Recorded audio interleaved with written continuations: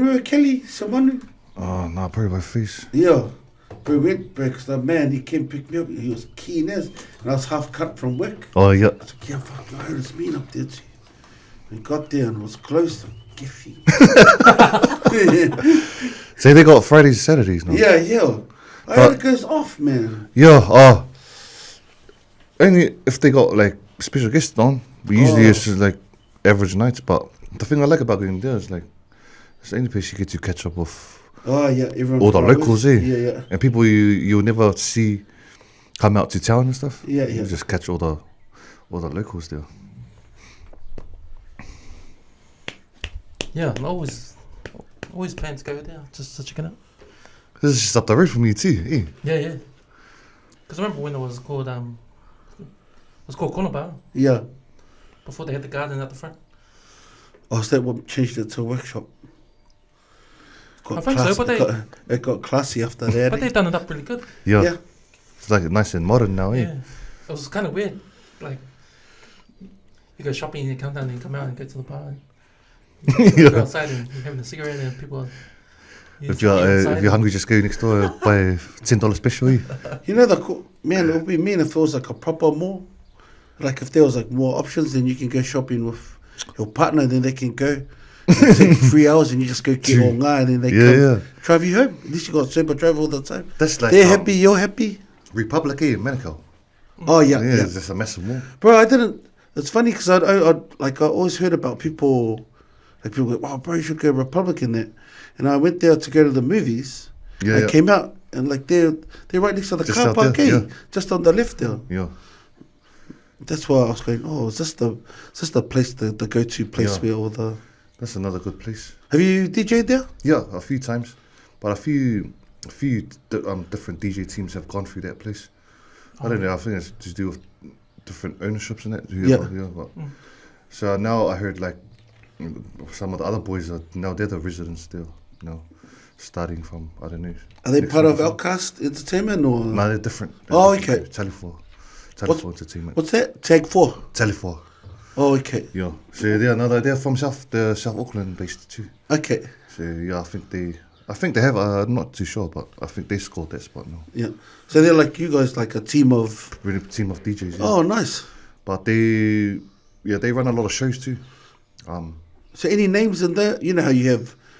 Yeah, so them it's who's DJ the DJ? Spice. Oh, DJ okay, Lux, yeah. Lux, Yeah. But Spice, he's one of the boys that's involved with holding all the big shows in it. Oh, okay. So the last big one I was a part of was Nesian Vibes. That was like a month ago or something. At Woodside Bar in Manukau. Yeah. Yeah. So he's like the guy that's behind all these putting together big shows, just like how Seki Fest was. Yeah. But yeah, he's the one for the Auckland guy that puts the shows together. So that was him and John Afmasanga. He's from another group called Yo-Yo Entertainment. So yeah, I think those two combined and put this big show together. Yeah. It was a good big lineup too, kind of like Seki Fest. Yeah. Is it alright for like? Is it territorial? Like do the boys mind if you go and play with one of those other with Yo-Yo or what's the other one called? Tele4. Yeah. Yeah, it can do. But I don't know, like just for myself, I like to just get along with everyone, you know. So if I get put in that situation for myself individually, then it's something that I don't have to worry about. Yeah. But the boys are cool for it. Yeah, pretty much. Yeah. But yeah, that's the main thing for me. Like, as long as I keep a good relationship with all these other teams that are around, and if something comes up and we don't have anything on for my team at the time on the certain day or something, and then like why not? Of course. We could be a part of that. So, after your last trip on the microphone bus, we talked about Outkast Entertainment and that sort of concept of bringing DJs together to form like a group of yous. It's good. It benefits the customer. So what they do is go to the name Outkast Entertainment, and then from the list of DJs they've got, you can pick and choose which ones are free available.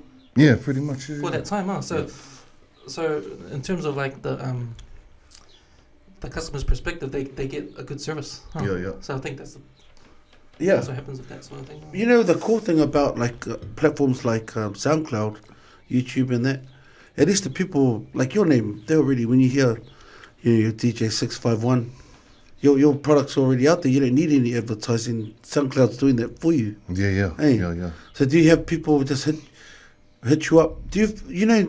I just want to check if someone like DMs you and says, "Oh, look, could you do my 21st or something like that?" Do you have to check with the group as well, or because is there an ongoing roster? Like, I'll say with us, like, say Outkast Entertainment, we're just playing at one club, which is Trilogy Bar. That's on K Road. So at the moment, just about, I think not even a month ago, I started doing Thursdays. So I just do that by myself. oh, nice. So then, and then when it comes to Friday, Saturday, then our whole team. So we got the guy that runs all our schedules, isn't it? It's Donny, DJ Quest. So he's the one that organises who's going to be on and who's available. So we got a group chat. Oh, and cool. then say like every Monday or Tuesday, then we'll start talking about who's available or who's not available. So whoever's available, then Donny would work around who's available. So it's usually there's two DJs on per night from Friday and Saturday. So say like if I got a private gig, say for instance on Saturday, but I'm free on Friday, I'll let him know beforehand or as early as possible so he knows who's available and who's not. So I'll tell him I'm not available on Saturday, or I might be. My gig finish at 12, but if you need me to come in after to close, so he knows I'm the option if he needs it. And then it's likewise with everyone else, or vice versa, all the other people in the team. And then he'll determine who's gonna who's gonna open on Friday, who's gonna close on Friday, who's gonna close on Saturday, who's gonna open on Saturday, kind of thing. And then come to Monday, then we repeat the whole process like that, yeah. But yeah, this time like a lot of private gigs now. And then like private gigs, they're not gonna go on like till after 12 anyway, because everywhere you book, the shut off time is always 11:30 or 12. So yeah, if anything, if I am gonna still play at the club, then I'll just finish my private gig and go straight to Trilogy if I'm scheduled to close. So that'll be like 1 o'clock in the morning to 4. When the person opening does 10 o'clock to 1. Yeah. So that's pretty much how it goes for us. Yeah. So whereabouts is the Trilogy It's in the Bar? Ironbank. Where? Ironbank building on K Road. Where's that? You know the old Decca used to be? Yeah. It's now office building, but at the bottom is like a cafe. Oh, is that where Decca used to be? Yeah, man. Yeah, I remember Decca. But yeah, that's why I was around that side. Yeah, just down the road from the rock shop. The music shop. Yeah. So we've been there. Oh man, I can't even remember how long we've been there for. I don't know if we were already there from the first podcast we've done, but that's really good over there. Like, I recognize the building. I haven't been there. I've been to the building, but I recognize the building that way. But it's cool how they have the venues like in the lobby. Yeah, it's kind of in the lobby. Pretty out of it. It's not your normal club. Yeah. You go in, it's all dark with the lights. Yeah. Just the whole setup's different, but. How do they get that? Do they obviously they have to close off all the offices? All these other shops, because the other shops is like Mexicali fresh, isn't it? Yeah. So that when it's closing hours, that actual thoroughfare becomes like part of Trilogy, and it's all outdoor too. So how does it do the bar? Because I haven't been. Like, does you open the bar and you have to go inside to pretty much, yeah. buy your drinks and go outside? So it is kind of, it does feel closed off when you actually come in. If you first come and you see it from the outside, you're like, hey, how does this place run? But yeah. So inside, like, you got inside, that's where you're going to go, well, toilet, of course, and get your drinks in the bar. Yeah. And then you can either store this hangout bays inside as well, but mostly everyone usually likes to come outside because it's good for seating as well. And then they're known for their shisha as well. So a lot of people just like to come and just kick back and sit on their own tables and just have shisha in it. So it's not like your average nightclub where you just go in and then it's dark, all the lights, and there's a dance floor and you're either on the dance floor or you're either on the side. Yeah. I don't know this kind of. I like keeps a light, because I always see it on Tino's videos or your videos, and I was always thinking, where is that place? That place looks like it's in Queen Street or something. I was trying to figure out how the place worked out. Yeah. It's pretty flat. But it looks really nice. It looks like the DJ's kind of half outside or something. Yeah, the so DJ booth. Yeah, it depends because like it's kind of open to like parts of it. So if it rains, and then of course we won't be outside. Oh, okay. And everyone will kind of like have to push into where it's not raining kind of thing. But that place we get that pumping like Fridays, Saturdays, especially Saturdays. It gets to the point where everyone's that wasted and they didn't even care if they're in the rain. Would that be the number one bar for Pacific Islanders? I'd say now. I reckon we hold that. I reckon we hold that down. Now on K Road. Yeah. So like from the previous bars that we played at as Outkast Entertainment was in Ponsonby, Harry's. Yeah. What happened to that place? Oh, they shut down because of Was it the one place where people were complaining about? Yeah, bro. No, the Herald. Yeah, I saw that. Because like, have you been to Harry's? Yeah. So like the only parking will be on the actual main road or the off streets, and then there's off streets that's all the houses in there. Yeah. So they were all complaining, but the sound and all this other rubbish they were complaining. I heard they were making up stuff like watching people go and take like dumps outside. I guess it's just there's people. They've always got an agenda. They just have to make up lies to. Yeah, because I remember reading about it. Because there were fights and stuff that went on there, but when I saw that, I was like, oh man, these guys are just exaggerating. They're setting you up. So even the term on the Herald was like people pooing on the. Yeah. But yeah, it was to do with that and all this, and then some other stuff that went down. So then even that place we got there pumping too. Like, everyone was turning up there. Yeah. And then we left there, and then we ended up at a place called Black. It was under these other, I don't know who they were, because we didn't stay there for that long, but then they ended up closing down. So most of the people that used to come to Harry's, we kind of led them to where we were at the time. And that was like, it was off Queen Street, near Outkast Square. I forgot the name of the street now, but yeah. So then we weren't there that long, and then once we moved up to Trilogy, so we saw a lot of faces from our two previous clubs. They just followed us to where we were playing there, and then plus all a whole new crowd. So that's pretty packed now, especially Saturdays. I think it goes to show like how consistent our team is too. There's DJ Quest, Mafioso, our sister DJ Leems, even our hype man. I think he's the best hype man in the game too. So we got him. So it's pretty much like a real good team. Got DJ Beats, DJ Panda, and that's pretty much our whole group. So yeah, we just roster on and off.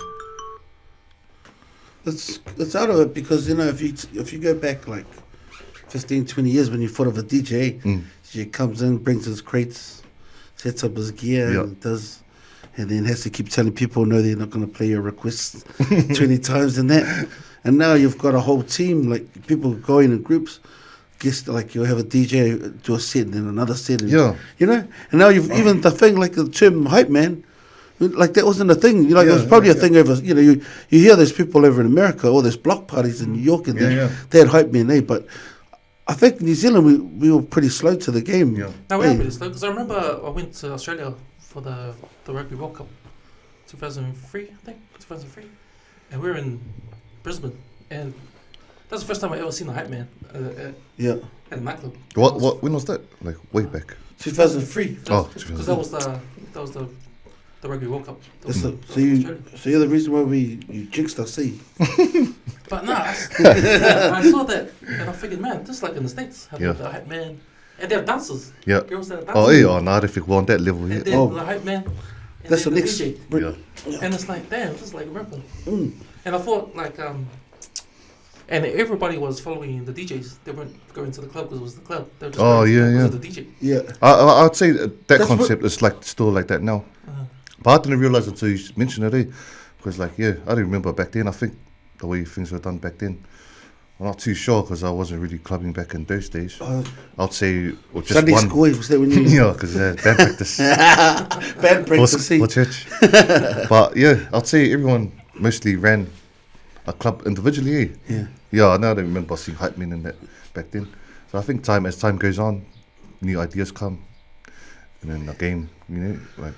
But you know, before, like back in the days when we, like the early, like the late 90s, 2000, it was more the place.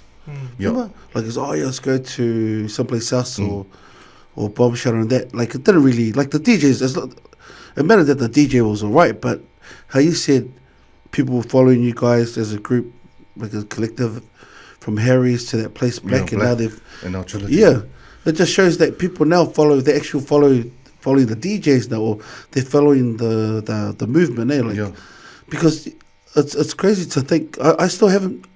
I don't think I've been to a club yet. That just shows how old I am. I haven't been to lately to a place where it's got a hype man, and I guess I feel a bit strange. Yeah. Oh, having someone something different to you. Yeah. But it's really good, like especially with and I just learned that concept from joining Outkast too, like because they've been doing it for ages. Especially that trio, Mafioso, Quest, and Tiro, and like to be honest, like when I first heard about it, I was like, oh, what is the purpose for it? We just play the music, but then when they break it down to there's certain times of transitions or something where he can come in, the hype man, and they even have signals in it. Well, I learned of them. Yeah. So he'll be like that, and then Tiro will know that's saying, oh, he's gonna drop it. Then when he drops it, he's gonna have to say something to cover that gap, and then especially when he's gonna drop into something that the crowd is gonna like to. Yeah. So it makes it more even better kind of thing. Yeah. Because I guess that's a good concept. Like if you know how people wait for certain songs, and you kind of go, man, like if he does that, you get the crowd all pumped. That's probably like for people like me who are falling asleep in the corner there. Hey, so your song's coming up. Oh, wow. Yeah, lucky they gave me a warning. The hype man say they're playing it next thing. Yeah. Oh, yeah, sweet. Then. Or you just say, Sully, just wake me up when the hype man says, the next, my next favorite song's going to. But even like that, the hype man's job itself was something different. Like, like everyone would just think like, it's just you just got to grab the mic and just talk over the song, or just say like some fat man squeak lines. But when T-Raw breaks it down, like the whole art form of it, man, that's pretty much a talent. Eh? Yeah. You know when the MC's the hype man's going off, do you see the crowd react like in the way where you have? That's what you think? Big time. Yeah. And it's because it depends.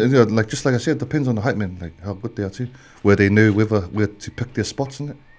Like some hype men can get too excited and then they're rapping over the whole song and like, oh, really? You know? yeah. This guy, he's the man. And plus, not only that, is like his natural gifted voice. He's got that real mean grunt. Yeah. Like, like Fat Man Scoop, Little John, Savage kind of.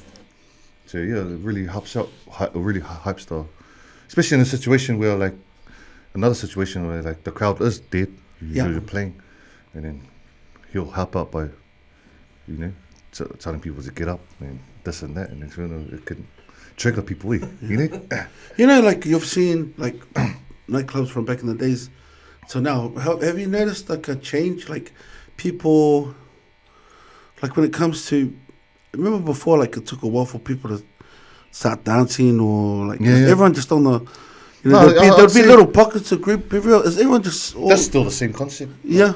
Especially like the club's just open, people are just rocked in.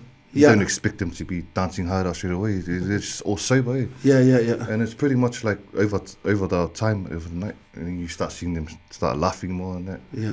And then you kind of know, start picking it up, start playing more hype stuff or faster stuff or whatever. And that's an important part too, the DJ knowing how to channel the people's, the way they are, buzzing in. What's the ratio now? Because you know how like, I'll be honest, I didn't really listen to much new school, like mainstream, like music that would come on my FM. I wouldn't really listen. But when you're DJing, like, what's the ratio? Like, is it 50-50 down the middle, like a bit of old school and new stuff, or do you just gauge it off the crowd, or do you always have your go-to old school songs that people are gonna? Oh, pretty much everywhere you go, you just gotta just have everything prepared. Like, so look how many years you've got to like cover now. You want to have a bit of old school too, but you still want to stay. So the good thing about like playing at a certain club every week, you kind of know the regulars. Okay. That come. Yeah. And then, but then again, you can't like be complacent of that because there's situations where a whole new group of people come in and you're wondering, hey, where's the regulars that used to come? Yeah. And that could be a whole new vibe too. So you just gotta switch up if you have to. But if you know you're gonna be playing to the same people all the time and you know what they like. But usually for trilogy, it's pretty much a lot of new school, dude. A lot of new school like R&B, hip hop, and then even like the 90s, 2000s, hip hop R&B bangers, isn't it?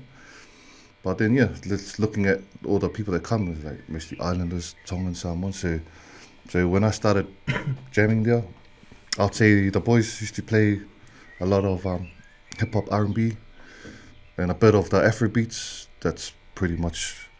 That's like the go-to music for any occasion now. That's the new thing, the Afro beats kind of. Hey. Reggaeton. Yeah. So I kind of like started slipping in like island jams in there. Yeah. Like Tongan songs, Samoan songs in it. Just feeding them through like slowly and seeing the reactions of it. Then I'll say over time, especially the regulars that come, they start getting familiar with my sets on it, and then I'll just increase it. Just start making it more fishy and fishier. Yeah. Well, you don't leave those Samoan songs too late. That's when people start taking off their shirts and start doing that. I mean, so there's always a certain time. Yeah. You can't do it after 2:30 because that's when you know the people are gonna, these all guys take off their shirts and show their bears and all that.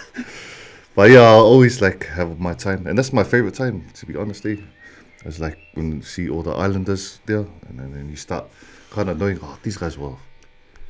They'll vibe to you if I end up dropping an island jam after playing a lot of hip hop for like a whole hour or something. Once I choose the right time and go off, and then on me, then I can I'll just try stay on that for as long as I can. And then until you got some other girls like, can you play some hip hop? Then I'll go back to that for a while. So it's pretty much up to you. Yeah. Everyone's different too. Like that's the way I kind of look at things. Compared to another DJ, he might just have a whole different perspective to me. So. Yeah. And that's the good thing about like being different, to be yourself too. And I'd say like if I had any advice to give to any DJ, is always try like think outside the square. Because a lot of the times like this day, everyone's playing the same stuff now. Like everyone's familiar and does their homework on what in songs are now. And that's like kind of safe because when you play the songs that everyone knows goes off, you're in that safe zone. But I feel like to make yourself stand out, you gotta start choosing your own songs and testing them. And once they work, and then people start knowing that, I never heard that song, someone jammed out, so I heard like me or someone else play it. Then that kind of becomes like, that's your song, like. That's the song that 651 always jams. That no one used to jam before, or say whoever other DJ. So I'd say it's good to have your own, what do you call it? Just your own personal flavour to bring into the scene kind of thing with the club scene and stuff. You know, with your own personal flavour and how you said like it's good for DJs to be outside the box. It's come with a different a different sort of style. With you and all your remixes, obviously it's practically a different song of the same song. Pretty much, all your own remixes that you've made. So if you apply all those to your set, it's practically your whole set will be all like your own. It is, music. It is in that way. How do you feel like sometimes? I'm just saying, like I'm not me, but do you feel like because they're all your remixes, do you feel like sometimes people want to hear the original song or the original? Very exactly, yeah. I get that. Like I had to learn the hard way too. Because when I first went into it, my first club gig, I think we talked about it before. It was in Australia, straight to Melbourne, and in my head, without even going through the experience and how things are gonna turn out. To me, like just because I got a lot of feedback through SoundCloud and that, but then my mixes are mean and all this, so automatically in my head I was confident that all I have to do is just go play my remixes back to back because everyone seems to like it. But then I realized quickly that when you get there, probably even more than half of the people that turned up, they didn't even know who I am or they haven't even heard my stuff. And just the whole like art form of realizing that some songs are not meant to be, don't have to be remixed. Because I realize with a lot of my stuff now, I did it for like pretty much listening purposes, and to upload to SoundCloud and showcase what you can do to a song. But playing that actual version at the club, it doesn't. A lot of it doesn't go off here, because like people just want to dance to what they know. Yeah. And even though I dropped a good song, but because it had an intro and I cut it up so much with all this other stuff, they didn't recognize what the song was. Yeah. Until it actually drops, and then it's this song. So that kind of throws the crowd off. So I've seen a lot of people, like, I've played something that people are dancing too hard out, then I'll know, this next song, they'll like this next song too. But because it was my remix and they weren't familiar with how I mixed it, they kind of like, they'll stop. Yeah. Oh, what's this? Until they hear the actual. Yeah. So then I'll find myself having the dance floor, like dancing then stop kind of thing like that. And it's kind of thing like you have to like look at the crowd and realize those situations. So then I used to go back home, and then a lot of those bangers that would have been good, but they weren't familiar with how I did it, I just went and just cut all the fancy parts out of it, just straight into the song. And until this day, there's still a lot of songs I need to re-edit and just cut all my extended intros out for club use anyway. But yeah, and saying that, like, say, if we're drinking in a garage. Yeah, that's what I was... That's what those I was just going to say that. Yeah. Like, SoundCloud's more for that, eh? Like, any remix, like you said before, you're showcasing what can be done with a song, but still keeping, like, the whole structure or the feel of the song. Yeah. That's out of it, because I was just picturing it now. Yeah. Like, you know how you have your 651 bits and you've got all the little rapping, you've got the rapping over the thing. Like, when you hear it, like when you're at work or you're drinking, man, it's a mean remix. But if when you're in like in the middle of dancing, and then you hear that bit, you're like, you're trying to figure out what's the song, man. Like I'd say, especially for girls, eh? Yeah. They're the ones that you'd really have to impress. Yeah. To play, because they're the ones that's gonna be dancing all night. Well, if you want to impress them, DJ with no shirt on. I'll wait till next summer. We'll start getting gym first, eh? Oh, you remember we were just talking about 2021, Yeah. Might as well just make the last 25 days of December just hit the. But like the truth, learning that kind of made me happy too, because it took a lot of like pressure off me, because I knew, man, that's easy as all I have to do. I don't have to worry about making any of my fancy stuff anymore. People just want to hear songs, eh? But I'd say like just to make it a bit better, I think I'd say 90% of songs they do better with a backbeat.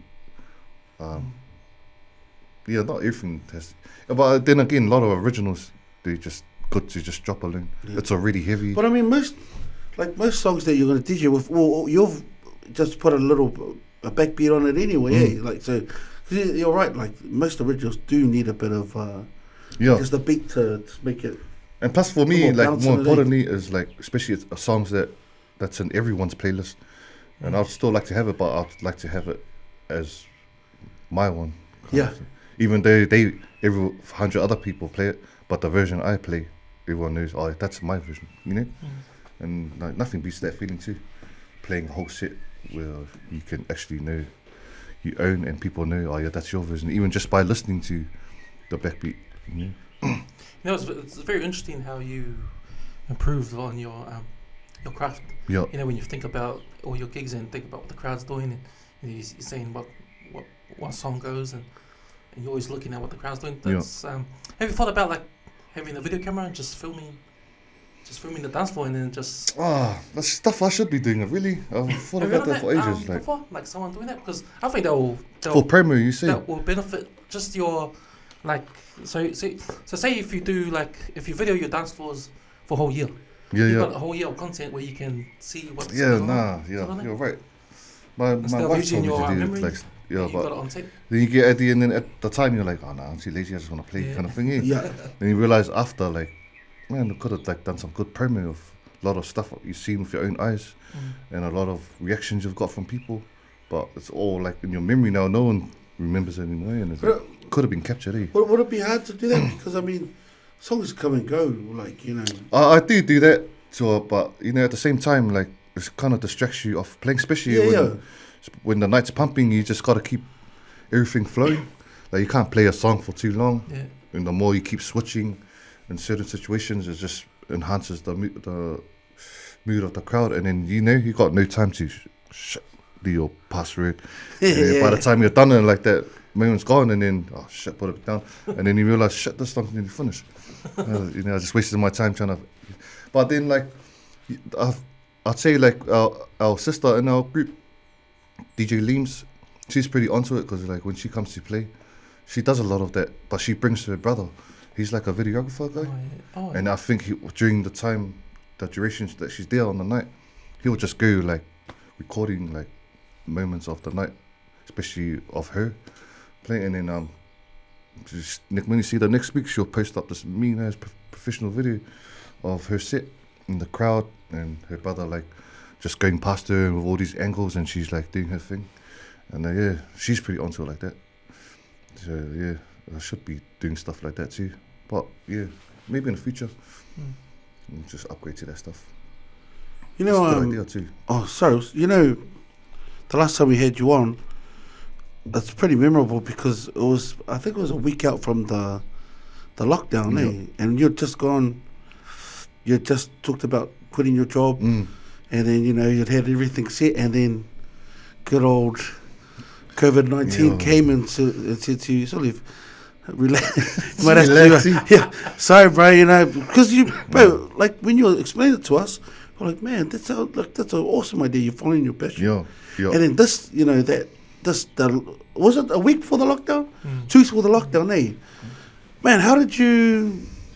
So going back, how did you survive? I mean, how was it? To be honest, we haven't caught up since then. To be honest, even during that time that I was here, and we did that podcast, but at the back of my mind, I was worried. Yeah, I was of course worried. you would be.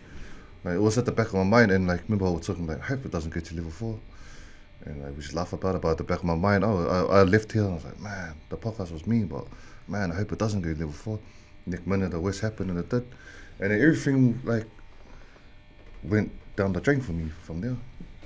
It was and then that's when we really went through hardship, because like the reason why I quit at the time, because my schedule was the right timing. I looked at my calendar, had shows in Australia, had private gigs in Australia, had gigs over here, and then plus our weekly club rotation that we do. So everything was set, and then all of a sudden, just for COVID to hit, and then we all had to stay home. Then my calendar, it just got wiped. And then from there, with my calendar getting wiped, was no work, which meant no income. Just like that. All of a sudden, I found myself with just relying on one income, which was my wife. And it was a big loss, even from leaving my work. And like, we couldn't even like apply. I couldn't apply for any subsidy or anything, because it was not like I was a registered businessman or something. So I couldn't even apply for any of that. So yeah, luckily for my wife, she pretty much held it down for us. But like it took a toll on me too. It was challenging, like mentally, like providing for my family for the last 15 years or so. Oh no, yeah, 15, 13, 14, whatever. And then all of a sudden being helpless and being this man that is not bringing anything to the table anymore all of a sudden. Yeah. But that's why I was thankful for my missus, that she's a real good, understanding person. She's been supporting what I've been wanting to do since way back, since we met. So without her, like, it could have been worse though. But yeah, it just got worse though. It got harder. We tried our best, and then it got to the point where we had to move in from Mr. ABCGI, my also Selinga, and my sister Frida. So they kind of took us in, helped us out. We're still with them now, so we're all staying together, and that kind of like took a lot of weight off my shoulders and that. So yeah, thankful for them helping through. And then, but still at the time, I wasn't still making anything. Like, my wife was still holding it down. We just were in a better situation now because we were living with Selinga and them. And then along the way, we were just waiting for the lockdown to finish, and then the weeks went by, it was just kept dragging and dragging. Yeah, because it did, yeah. And then they also helped me start up my merch. Something I was meant to do like ages ago, but because I was working at the time, I was too busy for this. But then there was a right timing for it. Yeah, so then that started up, and then that kind of like first time I was starting to make money again through the merch, and that was like popping off too. I was blessed too. a lot of people were purchasing you from Aussie and stuff. So that was good though. And then around that time, that's when the lockdown kind of was over again. And then we're in the talks about going back to the clubs, and people were starting to ring back, inquiring about booking for gigs and that, but according to what level was going to happen in it. Yeah. Was it level 2 when they were allowed? Was it level 2 when the club's allowed to be open? Nah, I think it was level. Yeah, level 2. Nah, but I think. No, you still had to be seated. Yeah, Hey, that's where we were. Yeah. Fortunate because of the way Trilogy is laid out. It's a lot of seating. Yeah, so we opened before every other club. Yeah. So we were able to open like way before everyone else was coming back on board on level 1. But I don't remember that from the first time. I just remember that from the second lockdown when we were able to go back. Yeah. But it was hard though. Like my plans went down the drain. I was even thinking of going back to work, and like I talked to my wife about it, but she was that good. Like she was telling me, just don't give up, still follow your dreams. I still wanted to, of course, that this is my dream. But when you're in the situation where you feel helpless, you're not supporting my 2 kids and my wife. You know, those kind of things go through your head, and even like going through my head was like, you know, man, this is not worth it. I started getting angry at myself, really, for leaving. Started feeling like I did a selfish move. But yeah, she just reminded me like it's not my fault. No one knew COVID was going to happen. Exactly. Like, if I knew COVID was going to happen, I still would have left, but not then. Yeah, maybe like After. next year or something. Yeah, I was good, like kind of like away from the music talk. It strengthened like me and my wife's relationship, and we realized how tight we were as a unit to go and overcome through that stuff. Yeah, so that was pretty good. No, and the thing is, you wouldn't be the first person that felt that way, you know, vulnerable, because a lot of people lost their jobs. I mean, a lot of people who had big plans for this year, you know, they got made redundant. I know we just picked up a few guys at our work, and they got made redundant during COVID too, you know, so they were lucky enough to bounce back.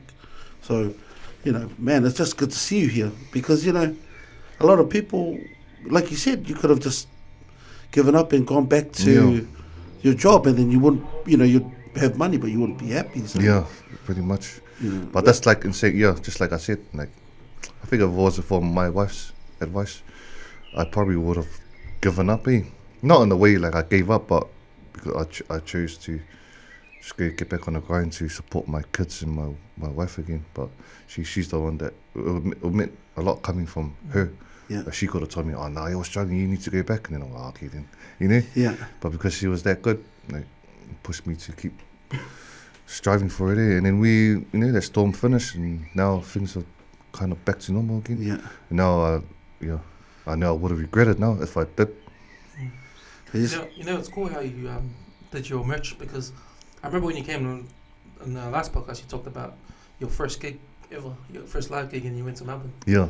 And you're the headliner. Yeah. And you're like scared because it's your first time and straight to the headline. Yeah. And you're telling us that, you know, it takes a whole year to get to that point, but you just did it straight away. Yeah. But that was only because of your work as a remix DJ for the years previous. Yeah. I mean, you did all that work, like putting all your music out. Yeah. So in a way, everybody already knew your stuff. Yeah. Right? And that's why you probably got popular underground. Yeah. So all you need to do at that point, because you done all the hard work, just to go up stage and play. Start. Yeah. So it's the same thing with you starting your merch. Everybody already knows you. Yeah. So, you know, of course they're going to support you if you're going to bring out, you know, your own clothing label. So I think that was cool too, because I didn't know what to expect with that. And then my mind was like, man, nah, just because everyone likes my music doesn't mean like anything else I'm going to do, they're going to jump in and support it. So I gave it a go. I got Asilinga to do me a couple of mock-ups for it. And then I've posted it, but like I kind of like in my head I was thinking like I didn't expect too much from it. I was like, even if I sold like just 40 t-shirts or something, I'll be happy with that. And then as soon as I posted up, man, and then the mails just came, and I was like, fuck, I was out of it. Oh yeah, but it was hard because I had to print them myself too I didn't have to, but actually I can print it. I take that load off him. Yeah. So he doesn't have to do it. So then he'll just like tell me, I'll just have my order every week. And then he'll just choose our time when he's free. And then he'll go, oh, bro, you want to jam your stuff out then? Usually on a Friday night or something. And at that time, Friday night, usually that's when I'm meant to be doing gigs, but that's the time when gigs were completely off. Yeah. You know, so yeah, that was cool. And then learning, that's made me even like respect that guy even more too. Seeing of what he does, because like it's not even, that's hard, bro. Like putting together, because I had to get my own book, and writing orders down, and then the sizes, colors, and that. And it's like, man, you look at your book and you're like, I'm just mixing myself up, I didn't even know, like, forgot if this person ordered this size or not, you know. But for Selinga to do that stuff every day and it makes it look easy, and you start like, oh, but has this person even paid yet? And yeah, it's out of it, It's hard. Like, you just gotta be really onto it, the way you organize everything on that side of thing. But that was cool. Yeah, that kind of like helped out big time. Well, the music wasn't. It was just lucky enough during that time I was doing it. That's when the lockdowns kind of came back down, and then we were back to the club scene again. So eventually, I'd like to still keep doing that at the same time I'm doing music. But yeah, the way things are going now with like private gigs and the club stuff, yeah, that's pretty hard to like juggle at the same time too. So I'll say next year probably start doing a new summer line or something. You know, you're doing the merch and that, but I know you released like, I think I saw 2 or 3 like remix like tapes in that. Yeah. So I know, it's funny because my mate, like, you know, we were doing Containers the other week. He played the slow jam one. What did you call that one? Moonlight Session. Yeah. Yep. Yeah, and I remember I played it as soon as I heard, and like when we heard it, yeah, and like bro, every song on it, you know, yeah. and because the guy that played it, and I'll shout out Brendan, I go, the thing about your ones, if you listen to all the other slow jam remixes, same songs, you know what I mean? Like you've always the repetitive, but you chucked in like all these ones that I hadn't heard, like the Stevie Wonder. Oh yeah. Man, I was going, bro, that's perfect, man. Yeah. And the other thing is like you played the right amount of length, like right at length. Oh yeah. Like these other ones, you only hear like 4 verses, and they keep you to the next song and that. And bro, I remember just saying to him, like I was saying, that's right, West Auckland, you know, he's a central boy, and him and my mate Henry were all listening to him. Yeah. My mate Henry was like, bro, this is mean. And I thought, man, I remember him advertising this one, and I was just thinking on the top of my head, because I knew you were coming in. I was going, I've got to ask him, man, how successful was the release of your remixes and all that? Yeah, that was even next level to the merch kind of thing. But see, the way that came about, I started those two. I started that one first, but I had no like, what do you call it, plan for it. I was just mixing because I was bored. I had nothing else to do. Ended up randomly just, I want to do a slow jam mix. And it was something I was meaning to do for ages. Now I had the time to. So I kind of left it alone. And then I think, by then I've already done another mixtape. It was a swag tape. It was the first one I bring up. First one I bring up for purchase. So the way that went about, when the lockdown finished and we went back to normal, and then remember then the second lockdown, rumors started coming. Even when I just heard the first rumor, I was like, oh, nah. I don't want to go through this shit again. If this goes like the first, then there's conspiracies like this is gonna be the real worst lockdown. And already in my head, like if it does come through, I'm just gonna stop. I'm just gonna go back to work, kind of thing. So when it got announced that we are going back, we went back. Did we go back to level 3? Level 3A. But in my head, that's when everything went standstill again. Like gigs got cancelled again. Then we're off the club again, but this time I was like, I can't afford to not be making no money again. So then I was lucky, I was already sitting on one mixtape that was just sitting complete. And I think eventually I was going to put it onto CD. Still can't let go of the CDs, But at the time, lucky I didn't because I was at one point in the process of going to start doing it. But then the original CD guy, because I haven't done a CD for the last 8 years or something, went to try and find him, he's gone, His phone's disconnected and everything. So I think, then I clicked, he must have stopped that business because CDs didn't even, it doesn't pop up anymore. And then, so that fell through. So then that mixtape just ended up sitting in my computer. it was finished. And then when the lockdown hit, the second lockdown, then I thought, I have to turn this into money. And the only way, just because I'm not making original music, producing original, you can't like put that on Spotify and make money off it, like free Spotify and all that. So I just came up with the idea, maybe if I sell it on, 'cause I've done a bit of it to certain people back then. Like, what if I just sell it through email, which is just a simple as concept. Write up a template, and then I didn't even know how that was gonna go. Started advertising it and got my so Jason, new Exit. So he's the one that makes all my cover art. So he's part of the Kutman Krew. So yeah, shout out to my also Jason. Got him to put a cover art together. Started promoting it, made a demo, put it on SoundCloud, YouTube, and just want to see how it went. Man, and from there, like, inbox blew up. Like, whoa, keen to, and everyone. Oh, for me, it was like the word keen to purchase. See, then that's when I got the confidence. People are actually keen, not to just support, but even purchase my mixtape. See, and then I came up with the concept of So if you want to purchase, I'll give you the purchase details. You send me, screenshot your what do you call it? Your purchase, payment. Your payment, purchase payment.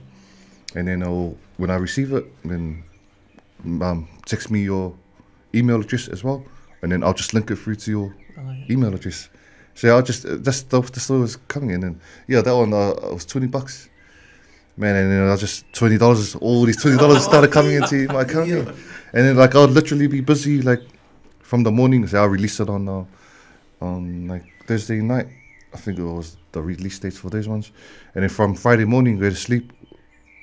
Wake up in the morning and then look at my inbox is full.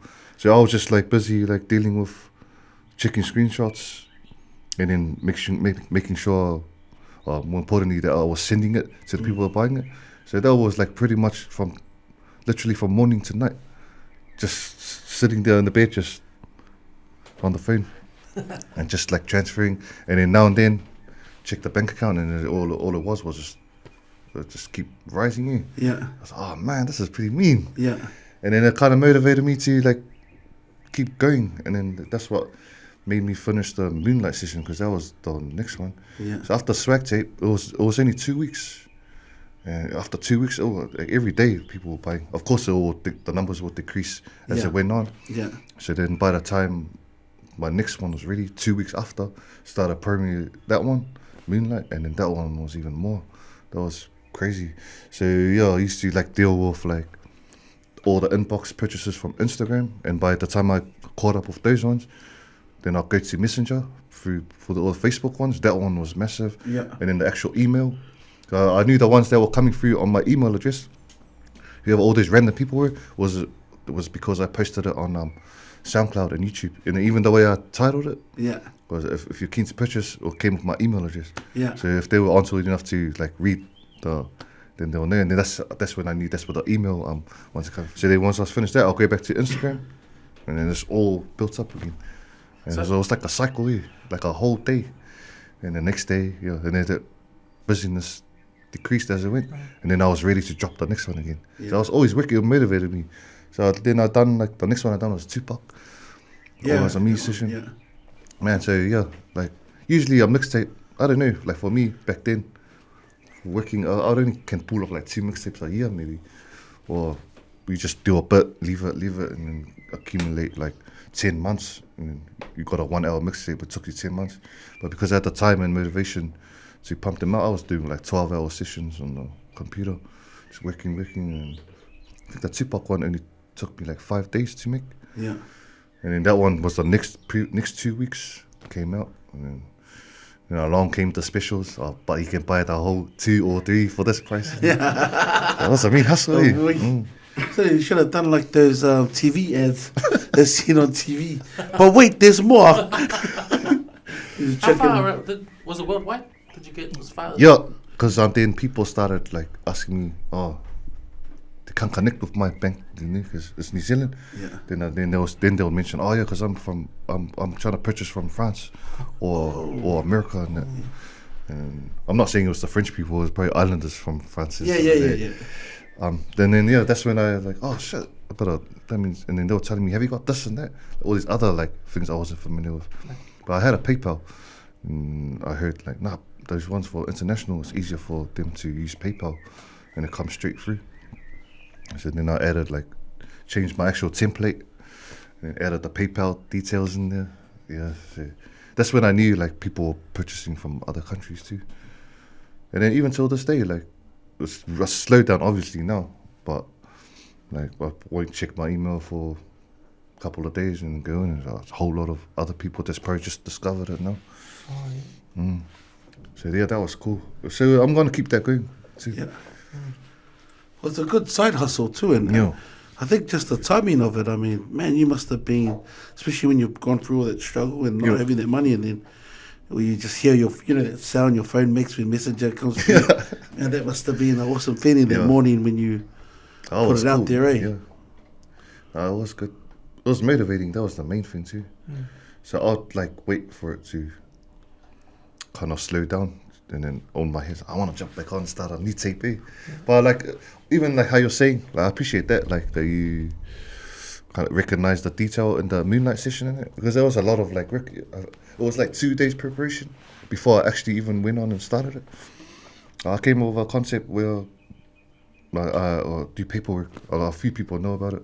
Like I'll brainstorm a lot of stuff, songs that I want, and that takes me like literally 2 days, like hours and hours on the day, just sitting there writing stuff down, doing all my key brackets, the stuff that I know people don't do.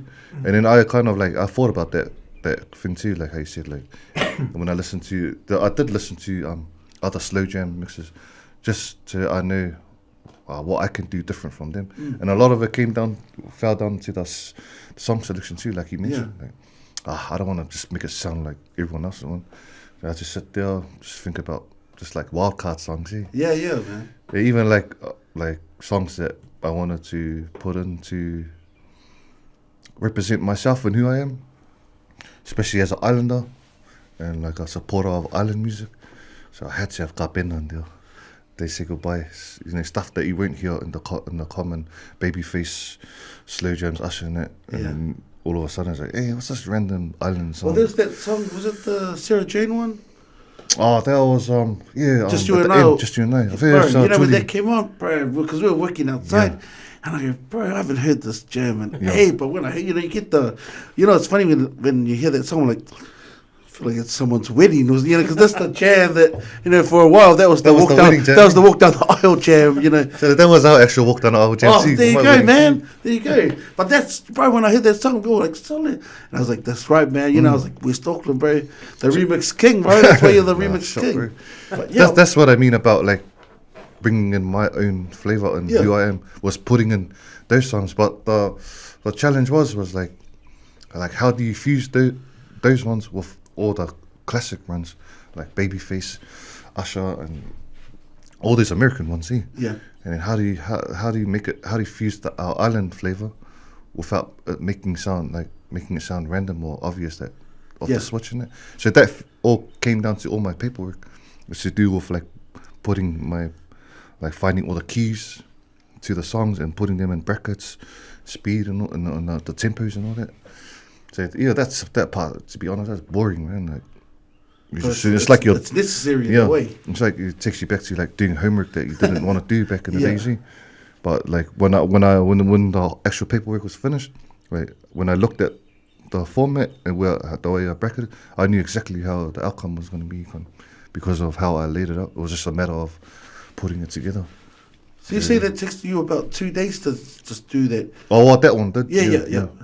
Yeah, I came up with a whole concept, and it's kind of like a concept. Well, that's what it is, because like, me and one of the other boys at work, we talk about, like, if you listen to certain DJs, like a mix is, like a remix is supposed to tell like a timeline or a story in the day. Because, it's funny when, like, you'll listen to someone's mix, and they'll have old school, and then they'll chuck in, like, one of the later songs, and then they'll go back old school. I'm like, that's just one of those panicking. I gotta put a song in here, and then you're like, this what a gay because that's what, like, when you see it as a slow jam, you gotta have the right, everything sticks together, like a 2-part thing, like bro, you listen to so many like DJs on SoundCloud, and they they have old school, then they'll check out a new school song, then a couple of new school go back to the old school, and then like we always it's all over the place. Yeah, it's all over, and it's not telling you anything because. You're trying to engage the listener for a whole hour and a half. Like you're asking them, okay, I'm gonna let you listen to this. Listen to me for the rest of the thing. But like this sometimes, like we're listening, like yep, kabit. Like we do a quick run. Sweet. Yeah, that's it. Sweet basic. We do a quick run through. Yeah. Like on SoundCloud, like so let's look up old school, and then we'll like jump from song, like just a quick before we play the thing. And then, bro, if we go through 4 songs, we get nah, and then next one. Because that's how it. Because. It's kind of like mixes, I think, are kind of like podcasts. Yeah. Like it's an episode. So you're asking that person, or sit down, whatever you're doing. That's a mean way to put it. Yeah, sit down. I'm going to spend the next 2 hours entertaining you, or you're going to either learn or you're going to take something from that. And that's like, what you do. Yeah. It sounds like I'm like kissing up, but it's the truth though. No, and that's why people know that. That's like the Tupac one. We listened to that one. It's quite funny because we're working outside. And we just finished listening to the slow jam one, and everyone's like, "Oh man, that's beautiful." And you hit them up, and they're like, "Man, these guys are all now or something." That's the thing. Like, it's taking people on a journey. Yeah. So of course, the Tupac one was gonna be a whole different vibe. Yeah. So from that Moonlight session, well, that was the hardest one to do. Though, like, man, like just working on slow jams all day, every day. That can get to your head. Yeah. Like, man, this is some depressing shit. Like, even though you love. Get remarried, like do the ceremony again or something. Yeah, that's the way I found it. Like slow jams are the best, but when you're actually working on it day in day out, you just find yourself like, oh man, this is draining my brain. Yeah. So every kind of genre or every mixtape kind of puts you in a different mood too. So when I knew I was starting my Tupac one, then I had to get back into gangster, man. Yeah. Because Tupac's all about that, Well, that's all that hype. It was mean because when we were listening to it, because we were unloading this container, the rolls were heavy as in that. But you hear something like that, it's kind of like get an extra jump in your skin, man. Because Tupac, that's not the slow jam ones. Like there's certain times for. Everyone's different. The Tupac one, what made you want to do Tupac? Was it because you're... that was another challenge for me because I knew there's a lot of Tupac mixes around. Yeah. And to be honest, all the ones I heard, I never liked them. Oh, I did, but then same thing. Like you get taken along the journey, then oh man, they got killed by this and that. Yeah. So I always wanted to take that challenge. I want to do a Tupac one, but I want to make it the best one, for me anyway. And and plus Tupac's my favorite rapper too. Yeah. So it was always something I wanted to do. There's so much I want to cover I haven't got around to yet. So Tupac, they'll be off the bucket list now. So that was good too. Like gave me a lot of memories growing up too, listening to, buying all the CDs, and then to actually get to put them all together. And it's the playlist that I like.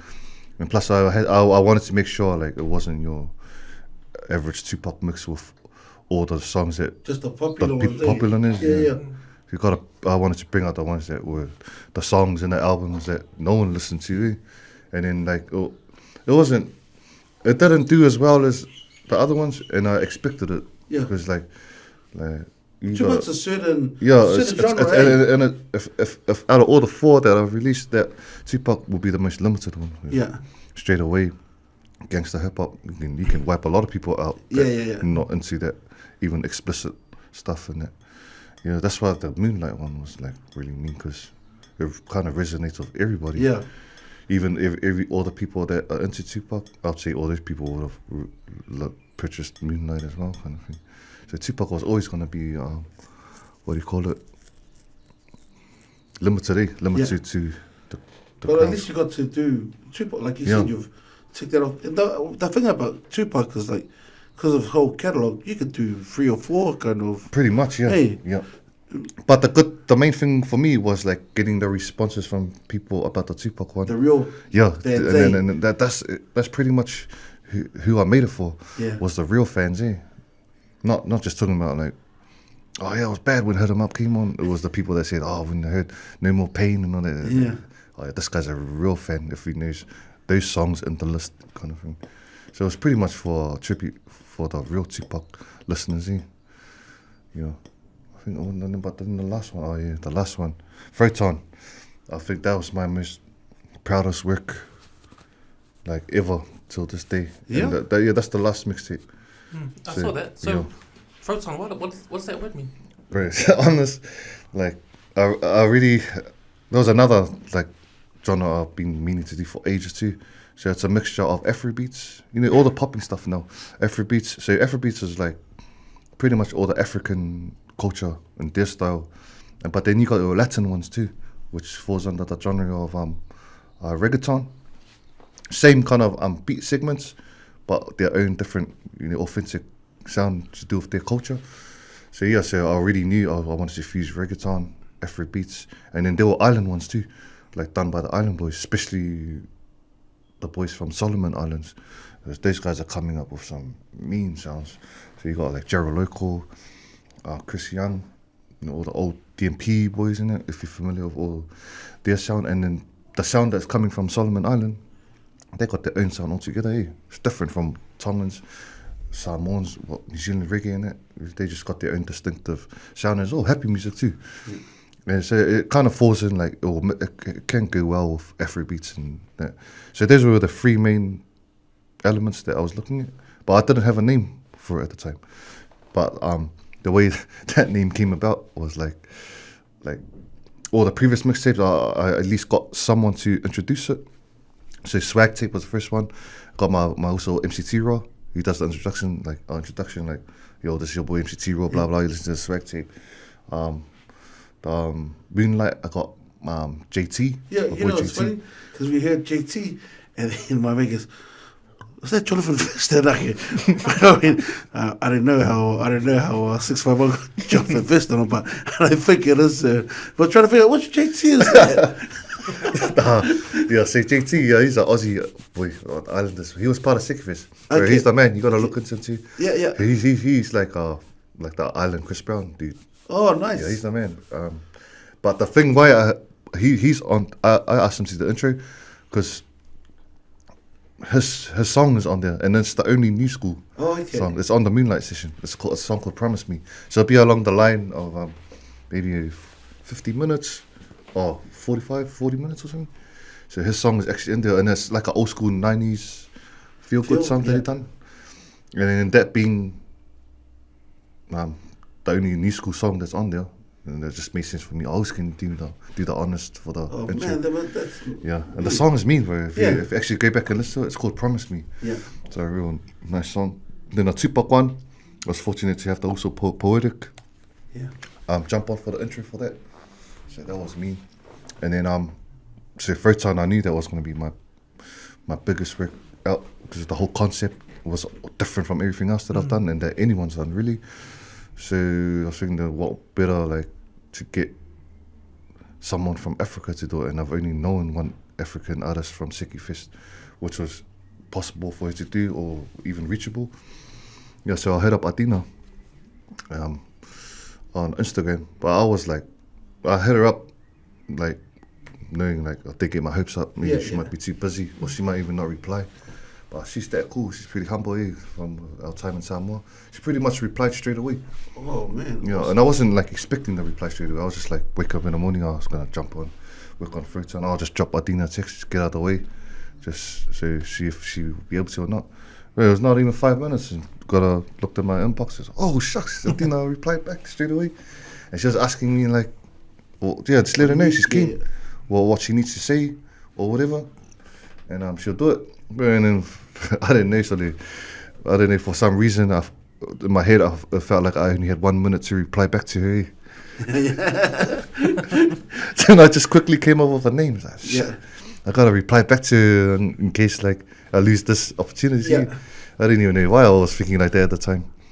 And then I was just blah putting words together. Next minute, Fruiton, nice. Ton through, whatever. Then next minute, Fruiton Island. Yeah, I'll just go with that, Fruiton Island. Yeah, I then texted it, if you can say this, blah, blah. So Fruiton Island, so the Fru, it stands for the Fru and Afro beats. Yeah. And the Ton is for reggaeton, and the Island is represents all the island boys that are in there, all the island jams. So yeah, Fruiton Island. kind of sounded like weird at first to me, but I knew like once I bring out a product, and then whatever name is gonna be called, the work's gonna justify that name to become something. Once I started like leaking out like little. Getting it out there, that word, Bridgetown Island, like on stories, what I'm working on, and people were listening, and then it got to the point where people were like, "Bro, where is that place?" Everyone started thinking it was an actual island. Nah, so they made it up. It's not even an actual place. Yeah, it's between Savai'i and.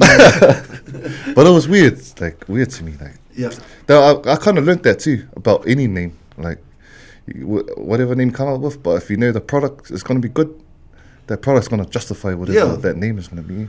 So all of a sudden it's like something like, bro, Fruits on Island. Yeah. But you might have to trademark it, because if it comes up in a year's time, and like, no, for real, man, on Spotify, like, hey, bro, call your chest, man. I came up with that, you know, because I thought I only had 1 minute to come up with a quick reply, or, you know. Yeah. Kind of reminds me how you got your DJ651 name. Yeah. Because you didn't intend it to be. No, yeah, it's kind of like that same kind of thing. Because you put it on, just sort of became that way. Pretty much, yeah. I say like a lot of people like the drop, but it's justified by the work now, kind of thing. Yeah. Or 651 would be like, what the hell is that area code? I haven't even heard of 685. Yeah, yeah. You know, it would have been that kind of thing. But the thing about Fruits on, man, it was like, it would be hard for me to beat that again, I reckon, because the whole concept around it was another thing that I always wanted to do since 2013, 12. We used to talk to my cousins, we used to drink in the garage. Man, I want to start a record label, and I wanted to do like 10,000 things in one time, kind of thing at that point. And they were like, yeah, but who's going to be on it? And man, I'd like to get artists in that. At the time, I didn't even know that many. I didn't even think I knew any artists at the time, like personally. But it was something that was in the back of my head that I wanted to do. So like time went on, forgot about that, back to my remixing and that. And then until I think that idea popped back into my head when after me and Wayne went to Melbourne.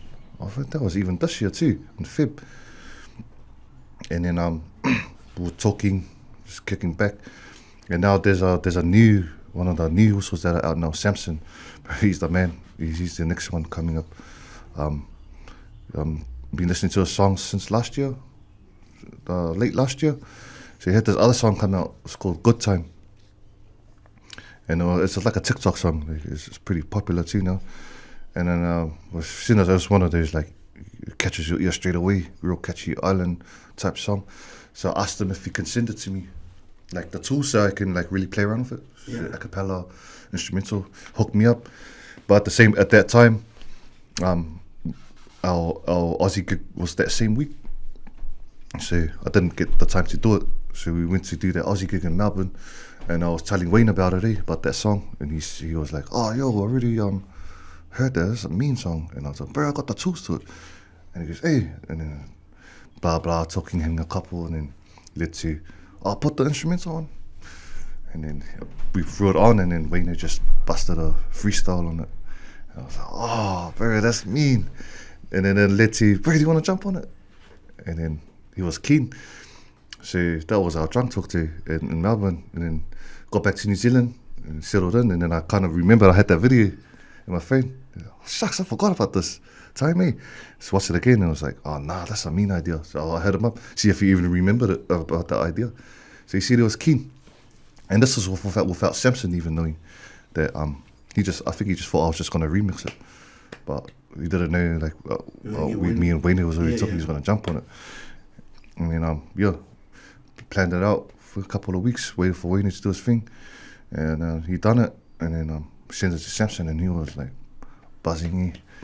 I think the cool thing about all those guys, they're like, even if they haven't met each other, like they're all familiar with each other's work, and they're all fans of each other's work, kind of thing. But it just makes it even more special for me to, especially if they haven't met yet though, but if they've connected through what I've tried to put together.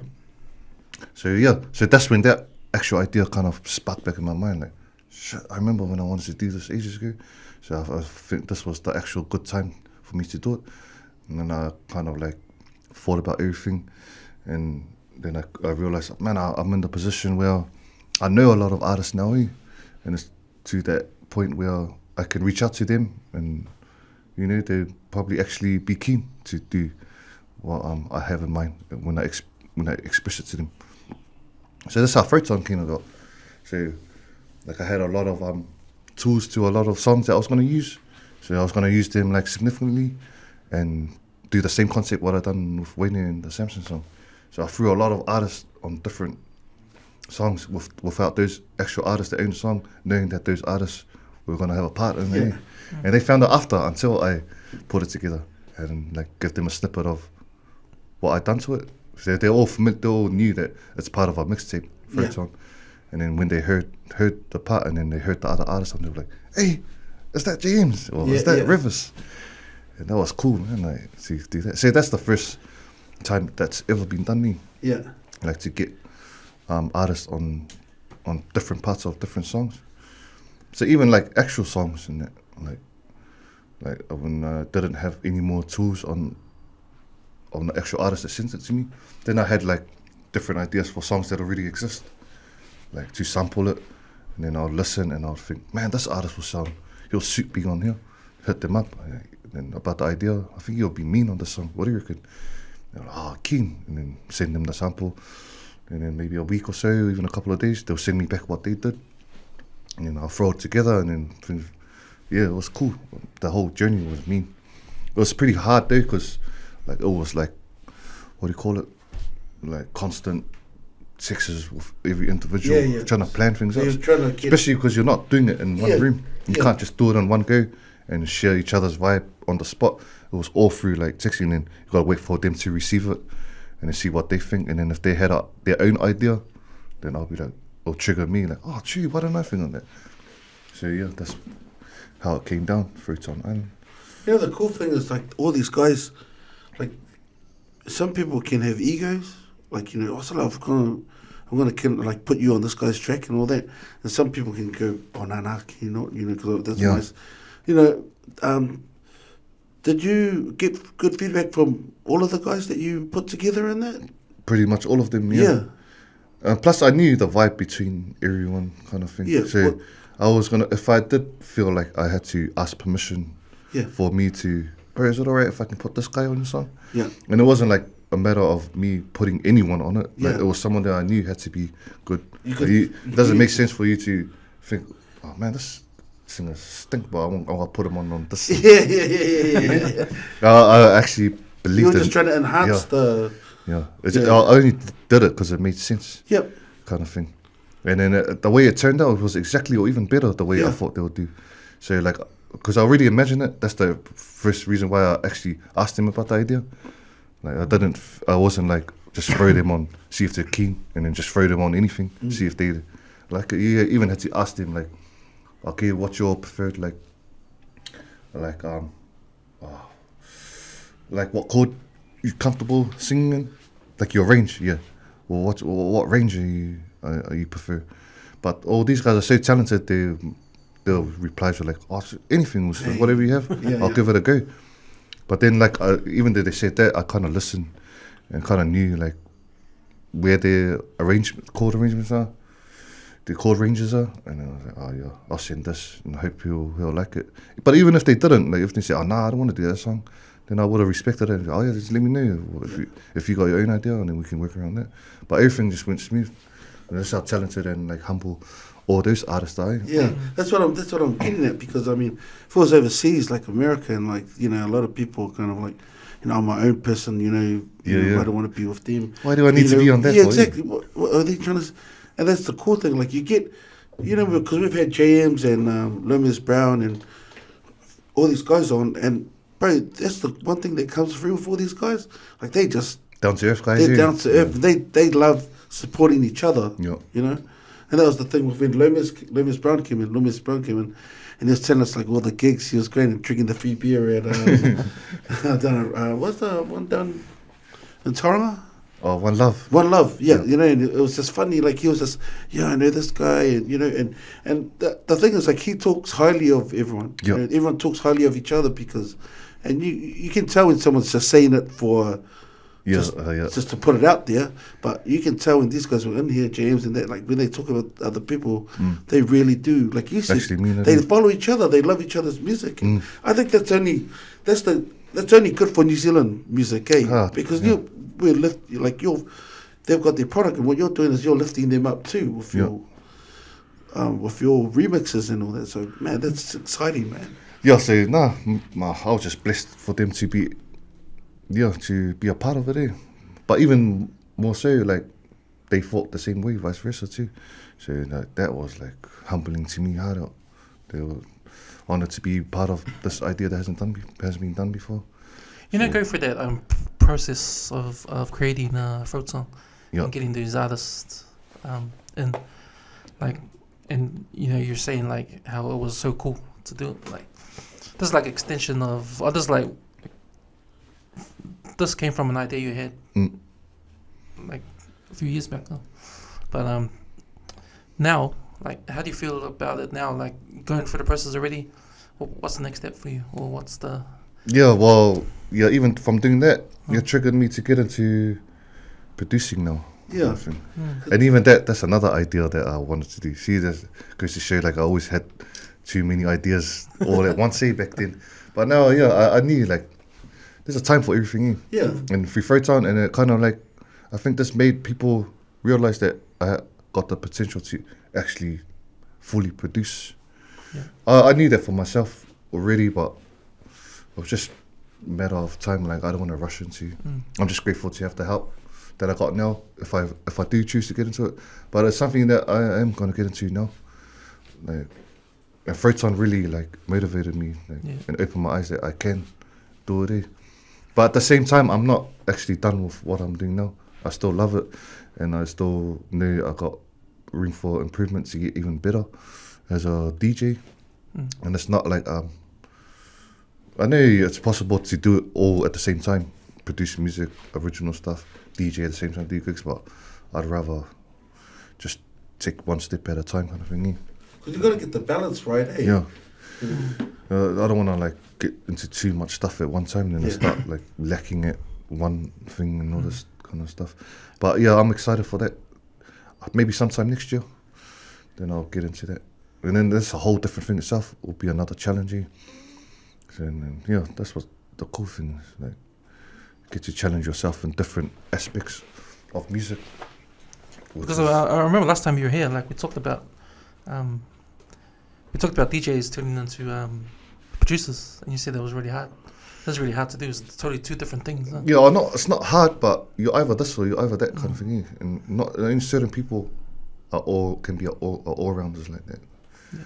Like, you need the meanest DJ, but then you ask them to pick up an instrument, they wouldn't know how to play a guitar, or bass guitar, or anything. So, and then same thing with a musician. Like, you can be the meanest musician and then come to DJing and then learning about the whole aspect of DJing, and you can be a real shit DJ, but you're the meanest bass player or keys player or whatever. Yeah. But then if you can like be a guy that can do everything, then you just consider that a blessing kind of thing. Yeah. Well, you can thank your dad for all those band practice because because you see that I see like when you watch other DJs in that, and you see them like the ones play they'll play the bass and then they're adding little got the piano in there, and I'm like, you're a DJ or you're a producer, you can play every instrument. I'm like, I can't even play like a triangle properly. You know what I mean?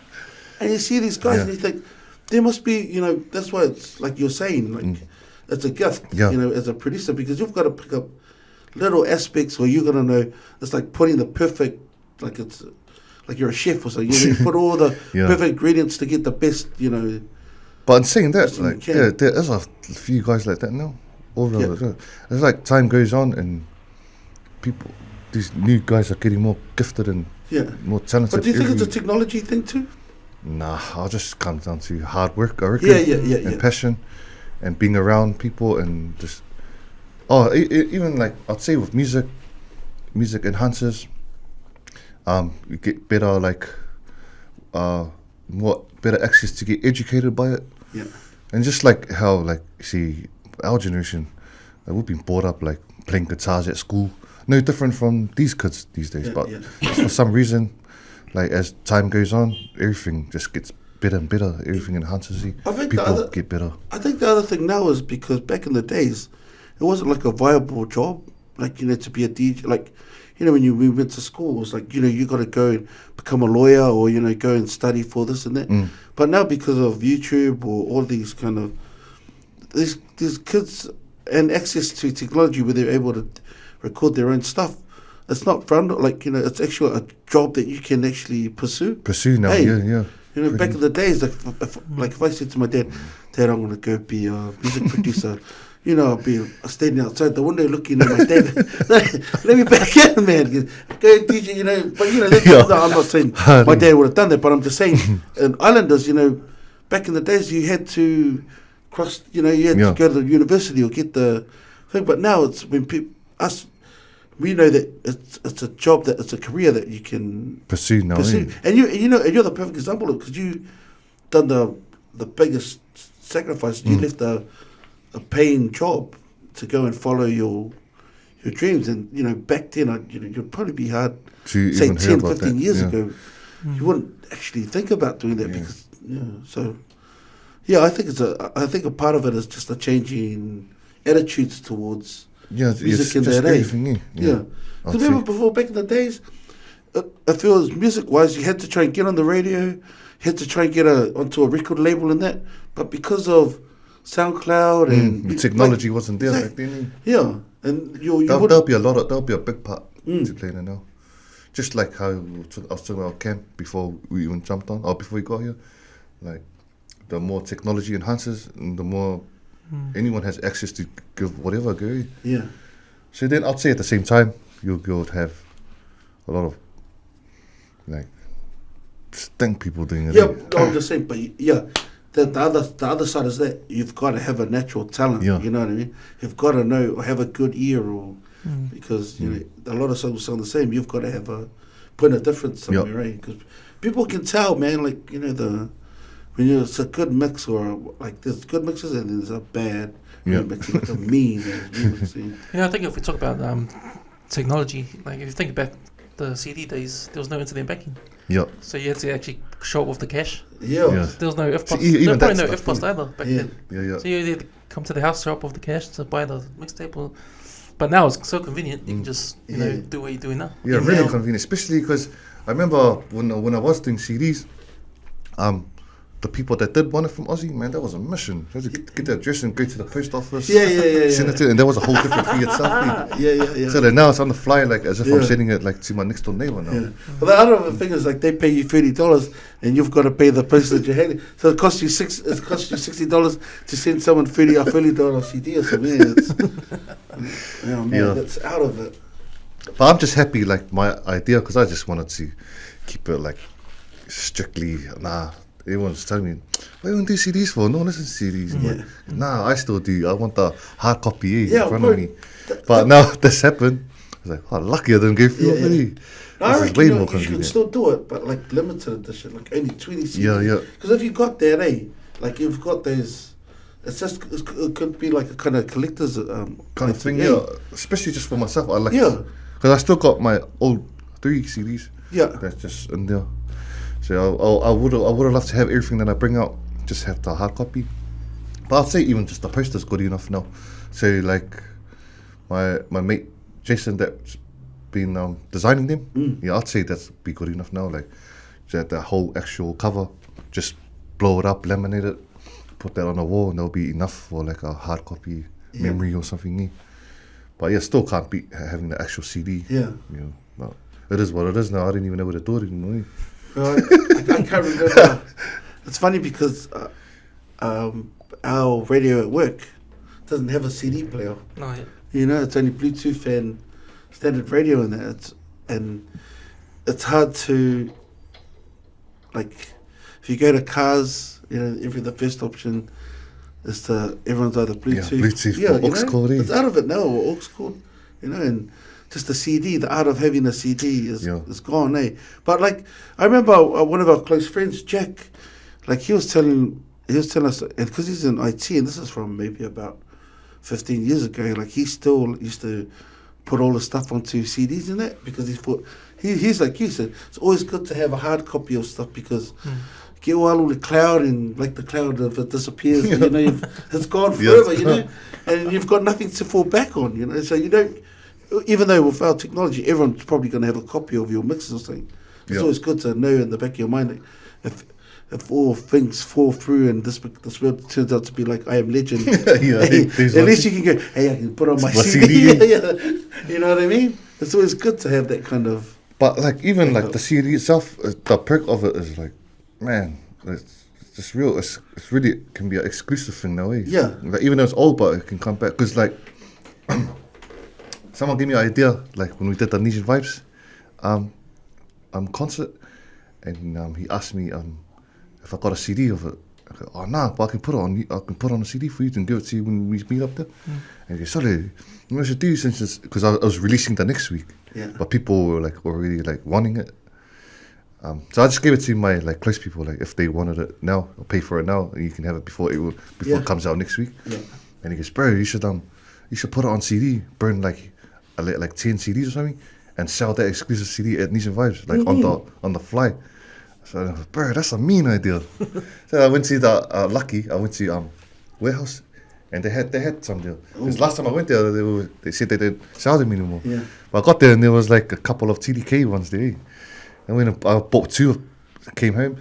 But the thing where I realized like you can't beat the CD, because when I send it out to you online, I have to put it on MP3 format, because that format it compiles space.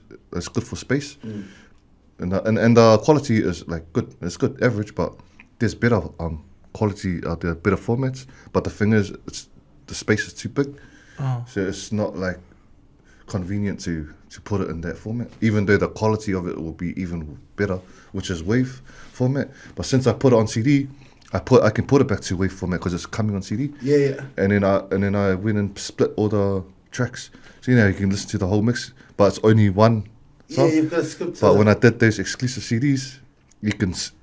That's the only way you can listen to it and skip to where you want. The certain song you want, eh? Yeah. And plus the since it's on the WAV format, it's even better quality than the one.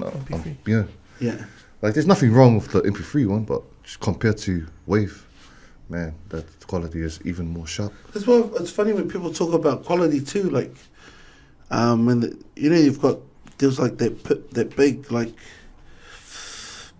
big wave of people listening to records again, because they said the sound is, they said the quality.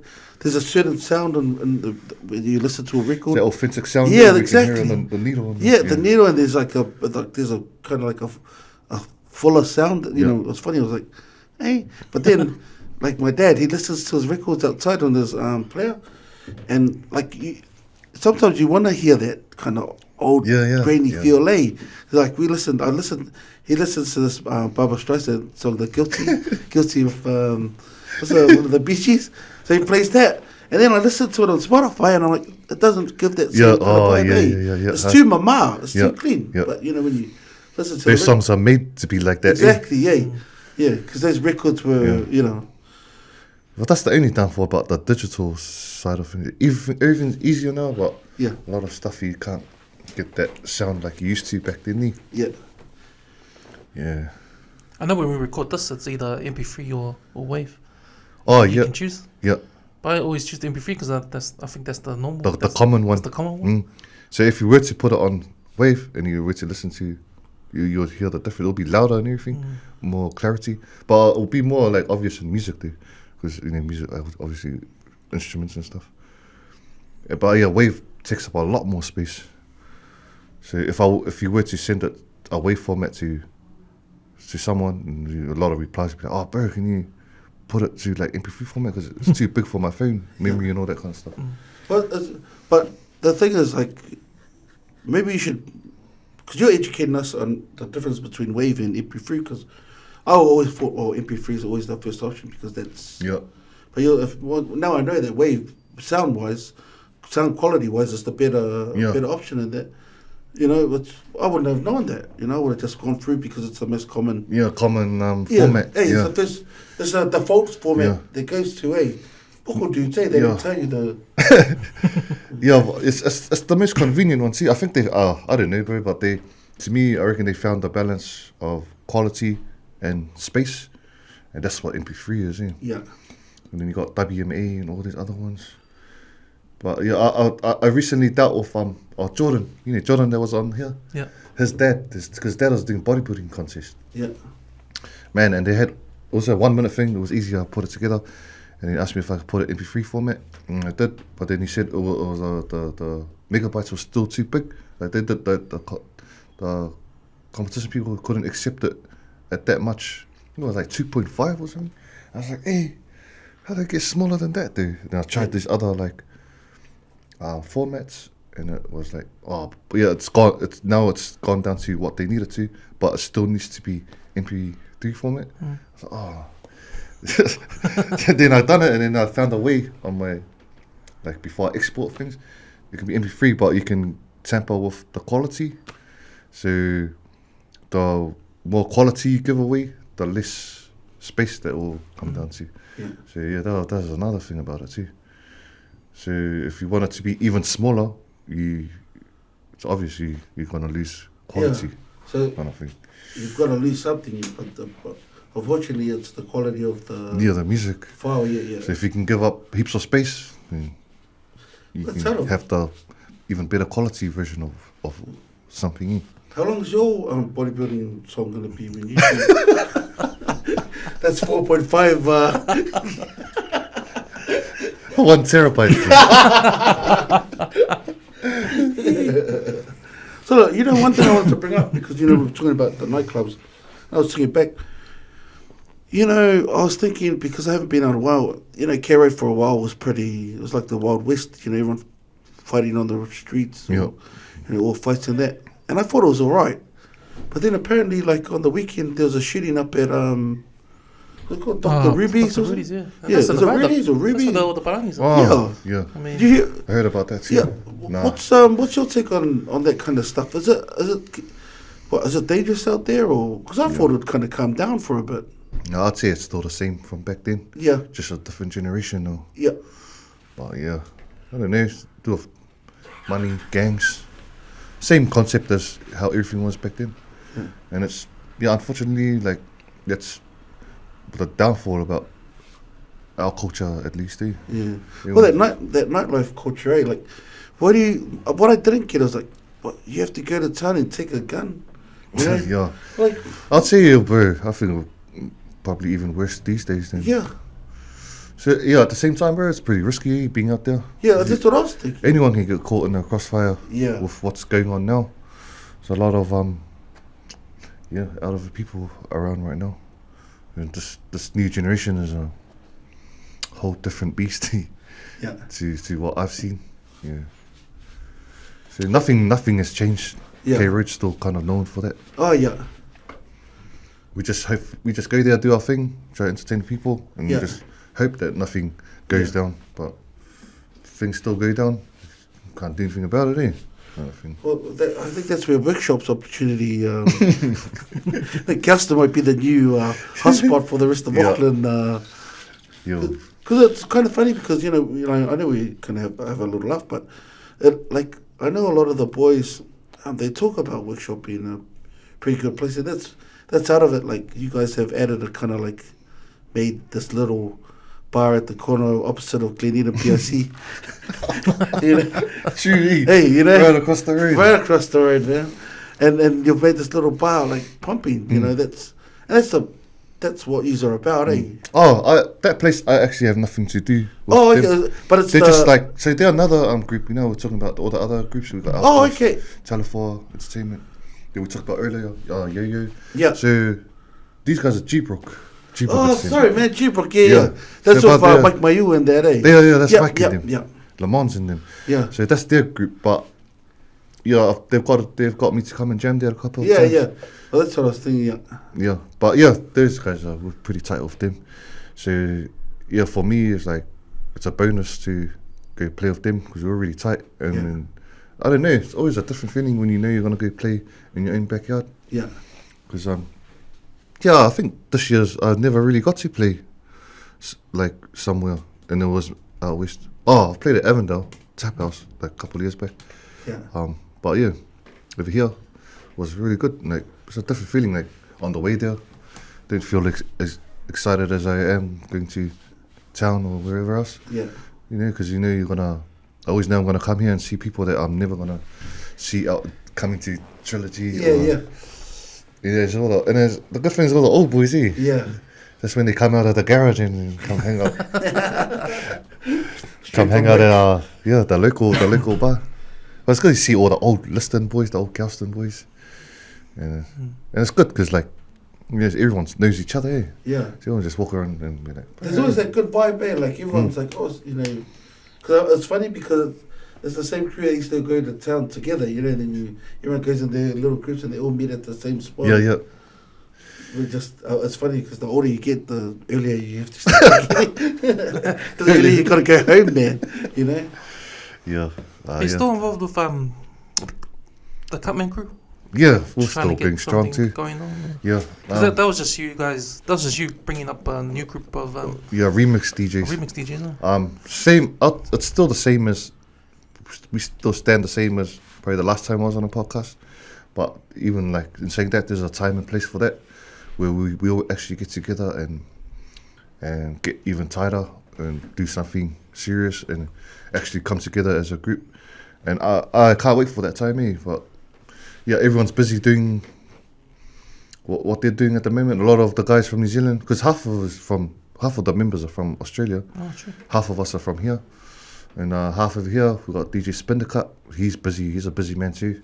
He's the man, that guy. Bro, he's the Listen man. to some of his stuff. There's a lot of nice R&B. He's one of my, a lot of people know, but by now, one of my favourite live DJs. I can watch that guy just jam on that. He's real talented dude, real creative too, on the spot. Does a lot of stuff that out of the ordinary. Yeah, so I loved it watching that guy. So I'll say we'll get together one day and do something serious for Kutman Krew. Got DJ Jax. He's another talented Westie boy from Kelston. And except the guy that prints the stuff that I mentioned. Yeah, so he's busy. He's a screen printer as well. So he's a good remix DJ. He's busy doing his thing, and then the rest of them, all the boys from Australia. Yeah. So yeah, there'll be a time and place for that. Just see how things play out next year. Because like a lot of things change, and like you think everything's gonna be like this for the next year, next month. It's like, oh, it just took a whole turn. Yeah. And so you never know what's gonna happen here. But I'm looking forward to eventually do something with the Kutman boys. As for now, everyone's just still remixing, representing the name, putting the tag on the mixes, and everyone still knows we're a group. Yeah. You know, going back to the first lockdown, and then coming out of it, like, were all your private jobs about to head again? Like, we were working straight away as soon as level 2. No, the calls started coming. I forgot the levels now, the way we got. But as soon as it was open for you, was there job straight away? Got the calls coming. A lot of guys that cancelled out because they had to, saying that they're looking at rebooking. But at the same time, it was a risk because they were like trying to get into places, but then we didn't know where we were going to stand in the levels in it, whether they were going to open it to the capacity and all this stuff. So it was opening. It was like an up and down period that between the first one and the second one. Yeah, so things were picking up, rising again, and next minute back down. How about your private jobs like weddings, 21st? They were postponed. Yeah, a lot of it was postponed. So that's where I think next year's going to be good, because a lot of them they postponed, like not even till further notice. They already set an actual date for next year. I don't know how they've done that, but yeah, I've booked all those in for next year. But yeah, a lot of people lost out here. Like, yeah. My sister was one of them too. We were all meant to go over to Aussie, and I was meant to play there. That was during the first lockdown, and she couldn't get her deposits back and stuff like that. And I heard that story, man. There was a lot of people here. Yeah. And a lot of people asking back for their deposits and stuff. But luckily, like when I do my quotes, I mentioned like the deposit's non-refundable. If so, or unless it's a cancellation on my behalf, then I would. But yeah, it was out of it. It was out of it time for everyone. Yeah. But now, things are picking back up. The schedules are getting busy again.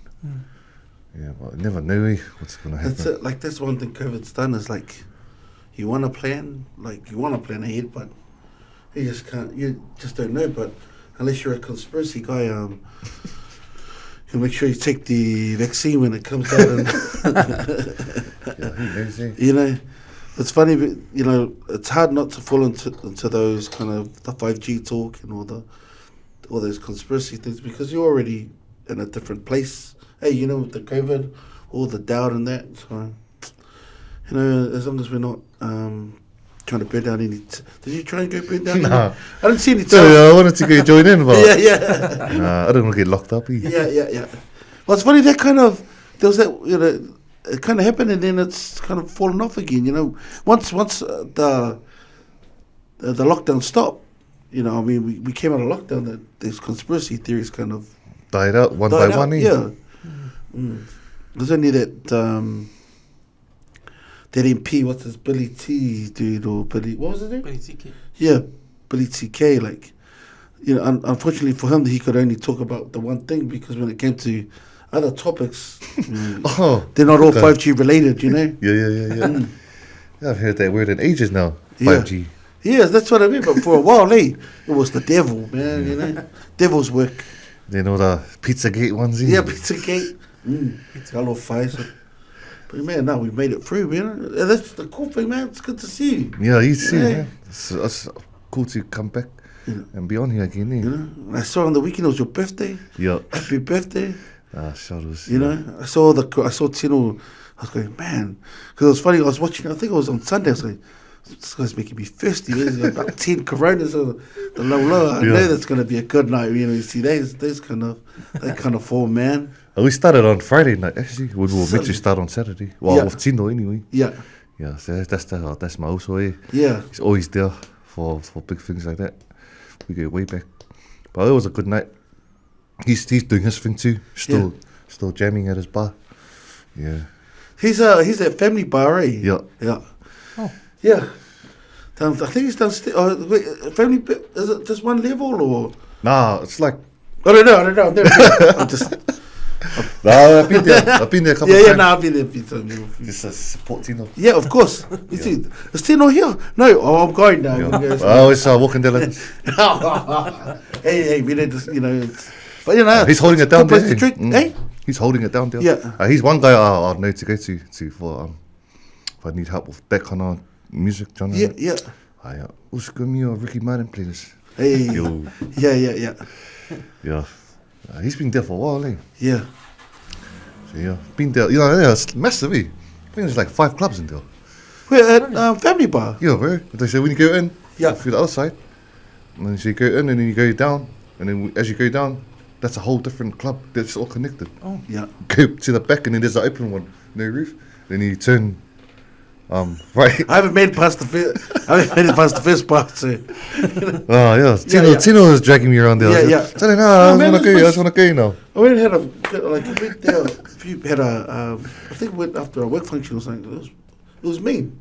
This place it's slick because we don't have more clubs. Yeah. You know what I mean? Like it's unfortunate that like your club and there's only 2 other island clubs out there in the city. You know, and then they, like you said, like they just closed down for. It's just hard. It's not sustainable, eh? Yeah. Nothing lasts. Nothing goes forever, or even for a long time. Eh? Well, you know, the thing about that, what's that, Dr. Rudy's? Yeah. Well, you know, that's got a bad rep now. So I guarantee, like on the weekend, or like coming up, there's probably not going to be. A lot of places it sucks because like it's nothing to do with them. Like, yeah, that's what I mean. They've just done everything legit. All that has to happen is one big fight where someone gets stabbed or shot, and that drags that whole place down there. What was that? What was that one up in Ponsonby Road? And it got shot up, and then after that, no one went there. Hey. Yeah. Like you go past. Yeah. Well, you go past Ponsonby Social Club. Little Easy. Little Easy. Yeah. Remember, like that was the place to go. And then there was a... I heard about that. Oh, nah, this sounds like that time you came on and I said, what was that song? Butterfly. No, what was my Pussycat or something? This is what I'm picking up my own life. Picking up my story. This is when the Bucking Falcons were. Yeah, that's right. The Usos were Yeah, a jammed. little easy. Yeah, a little easy. No, but yeah, man. Remember, you got shot up. I didn't know we got shot up. Oh. No, I think I heard about that. Yeah. But And then after that, it just kind of changed. It's not You know? popular anymore. Like, Yeah, that's what I all of a mean. sudden. It was a place to I was go. wondering why. Yeah.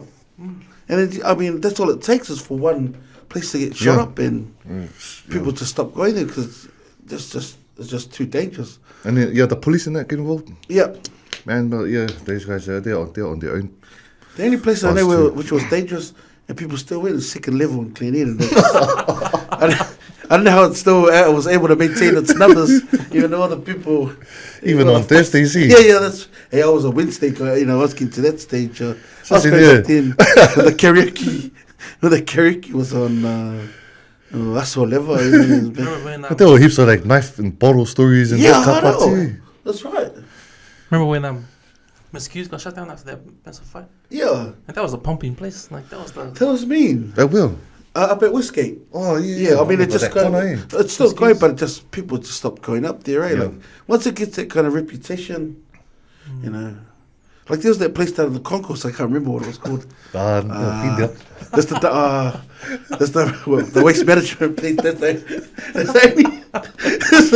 the only place on the concourse the that one I know. they sell new release. Yeah, Goodies.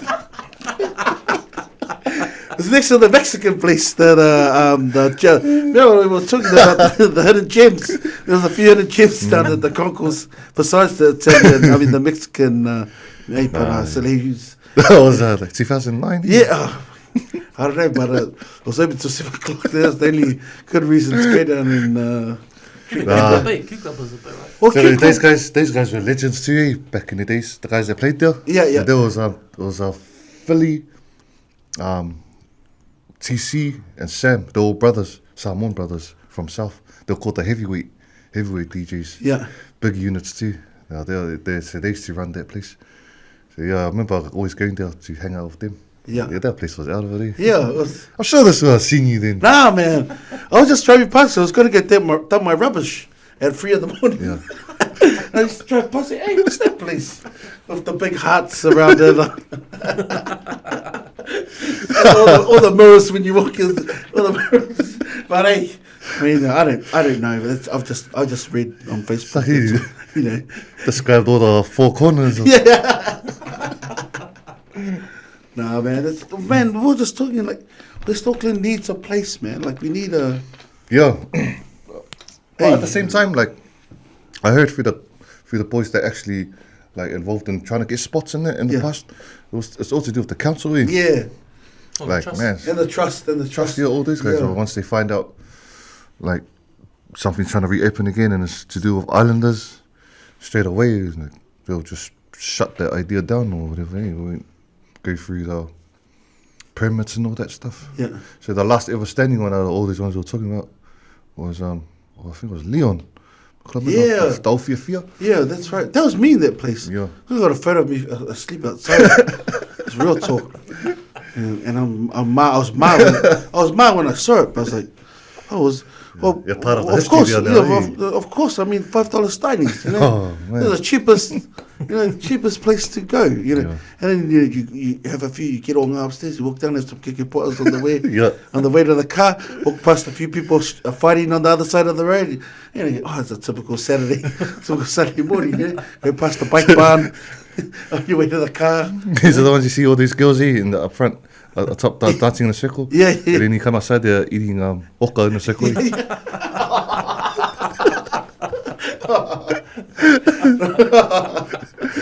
And then you got the pool table that just got no kapeka on it because it's got holes in it. I was like, and the people still playing. I'm like, either they all ngā or they just don't care of the road that all leads to the left. All the balls on the left, all the pockets. But I like, bro, that place was mean because it made me, like when I went up there, you know, like when you've had a few and you go up there, all the Christmas lights. Yeah, man. You think, man, I feel like I'm back in Samoa. Yeah, you that know, that's vibe, what I eh? loved about it. you know. And it was mean, you know. And every bar always killed the bar of Christmas lights. Yeah, that's right. And if it wasn't for that, remember how that sinkhole thing? Well, Oh yeah. In Newland, remember how it all? Yeah, that's why. That's why it closed. But if it wasn't for that, we'd probably be having a few and getting ready to go clubbing. You know, we got to go there now. You know, unfortunately. Yeah, that was like I remember that was that. Yeah, that was it. They busted everything down after that. Because remember, it was right in front of it, where it fell. You know, imagine if that happened while everyone was parking there. The only shop that survived was the video shop across the road. Yeah, well, tell me. There's next to the tattoo shop. I only go there because I know with the florist, you know. I go buy flowers from that place. So that's how I'm familiar with those places there. But I mean, man, that was like you said. And you know, it's funny. Everyone was probably just waiting for that place because you know it was always getting complaints and all that kind of thing. But still, for some reason, they just kept standing until. It's only an act of God that they closed that place down there. If God didn't step in and do that sinkhole, would still be going there enjoying the $5 Heinekens and Steinlagers. That's amazing that place was open for so long. Exactly. You know, with the rules out west with the trust, you need to, if you want to sell alcohol, you need to sell food. Like you have to be a proper restaurant. Yeah. So I don't know how they got away with it upstairs. I reckon they had a hookup, man. Hey. Well, they just thought, oh, do you see the man downstairs and kicking pots? Yeah, but that's a fully Ingo right there. That's the foodie. Hey, that's right. You know? Well, yeah, there's more than 4, man. And they, you know, when you're on your way out and you pick up a few of those. Yeah. You know. It's funny to laugh about it, but it was always like, oh, yo, that's the life CV. Yeah. Just come down the stairs, wasted again. Yeah, man, let's go. Yeah. But you know, Auckland's probably the wrong food to eat after you've had a few beers. Because you know, if it's not on point, then give it a couple of hours. Give it a couple of hours and make sure you got a clean shirt on after. But the thing is, like, there's still some really nice spots that can be sparked up. Yeah. West still a hangar bar. Yeah. There, Black Salt, Newland. Yeah. But yeah, it's not for us. Yeah. At the moment. Well, it's just we were at Black Salt. We were at Hangar on Saturday. Yeah.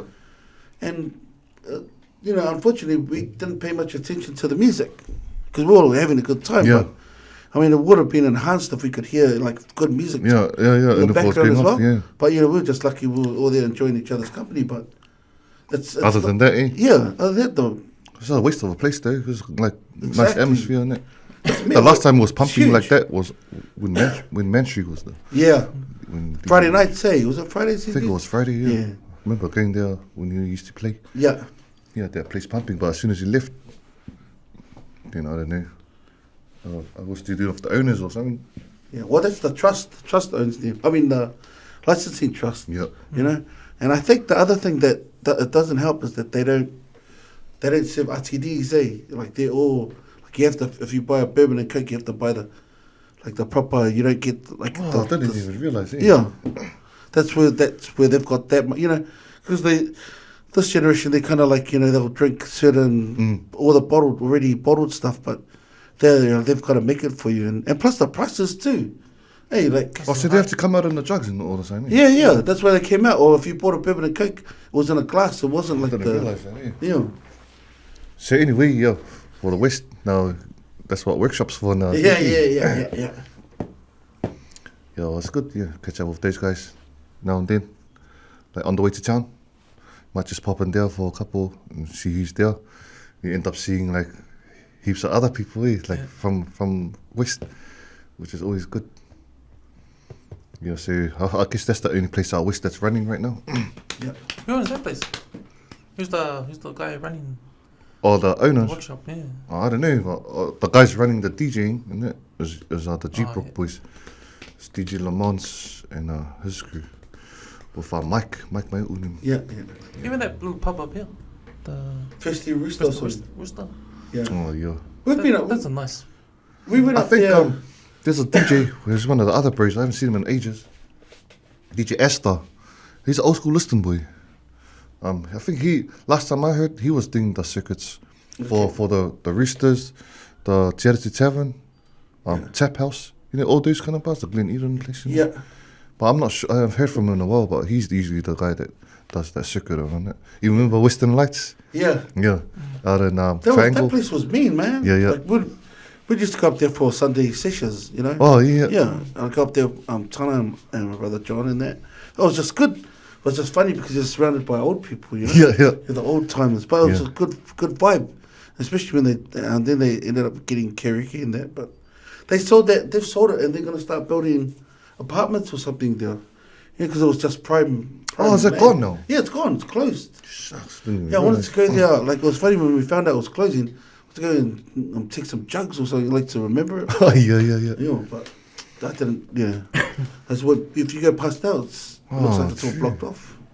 But that's another, that's another place. Historic place, eh? Yeah, exactly, Probably some of the places our parents used to frequent back in the days. Yeah.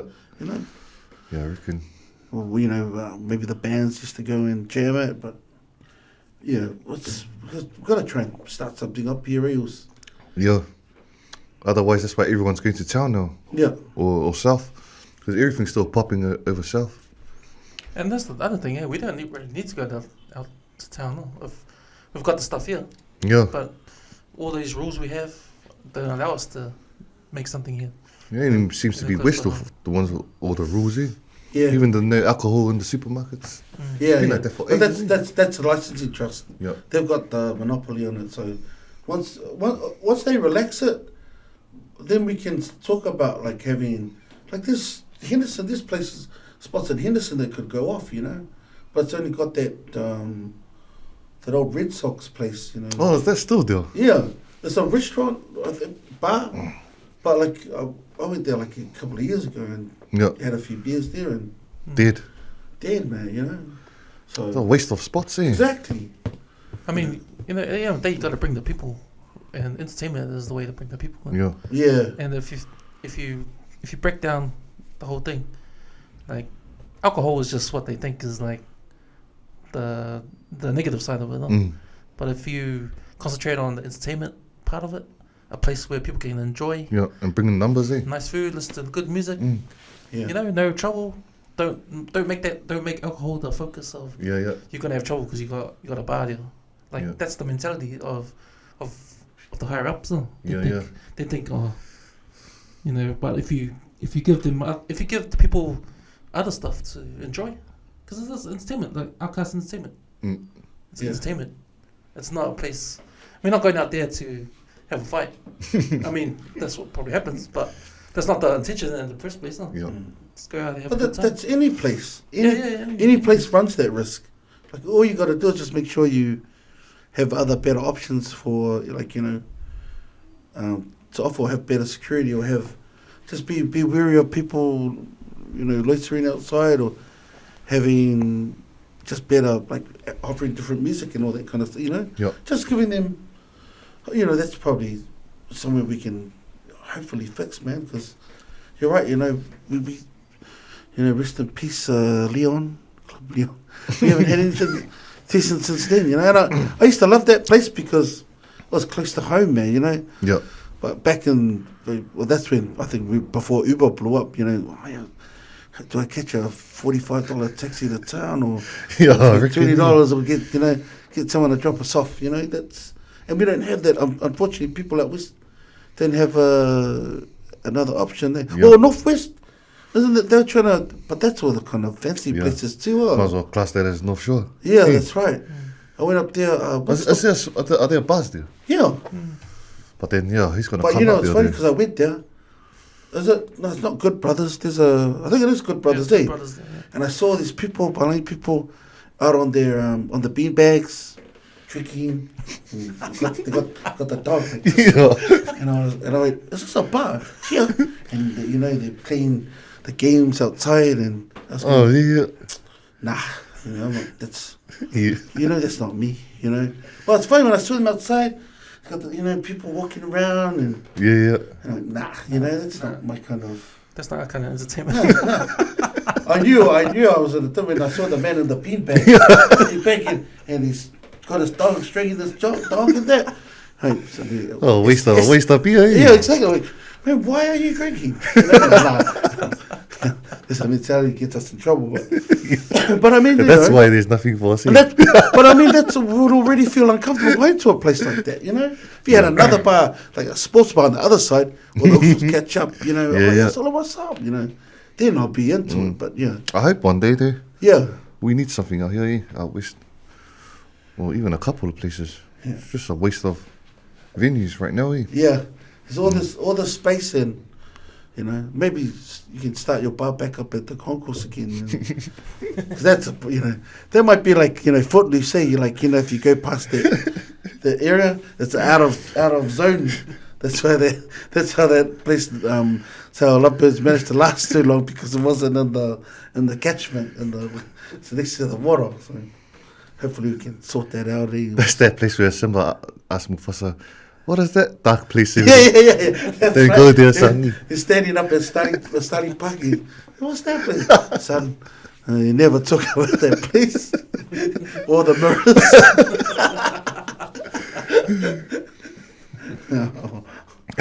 Oh, man. But the best was the videos, What place? Like, the video place in New Zealand, or referring to? Video channel? Video, yeah. There's only the video, United Video, that was a bit, that's another place gone now, man. Yeah. That was the go-to place for the games and all the...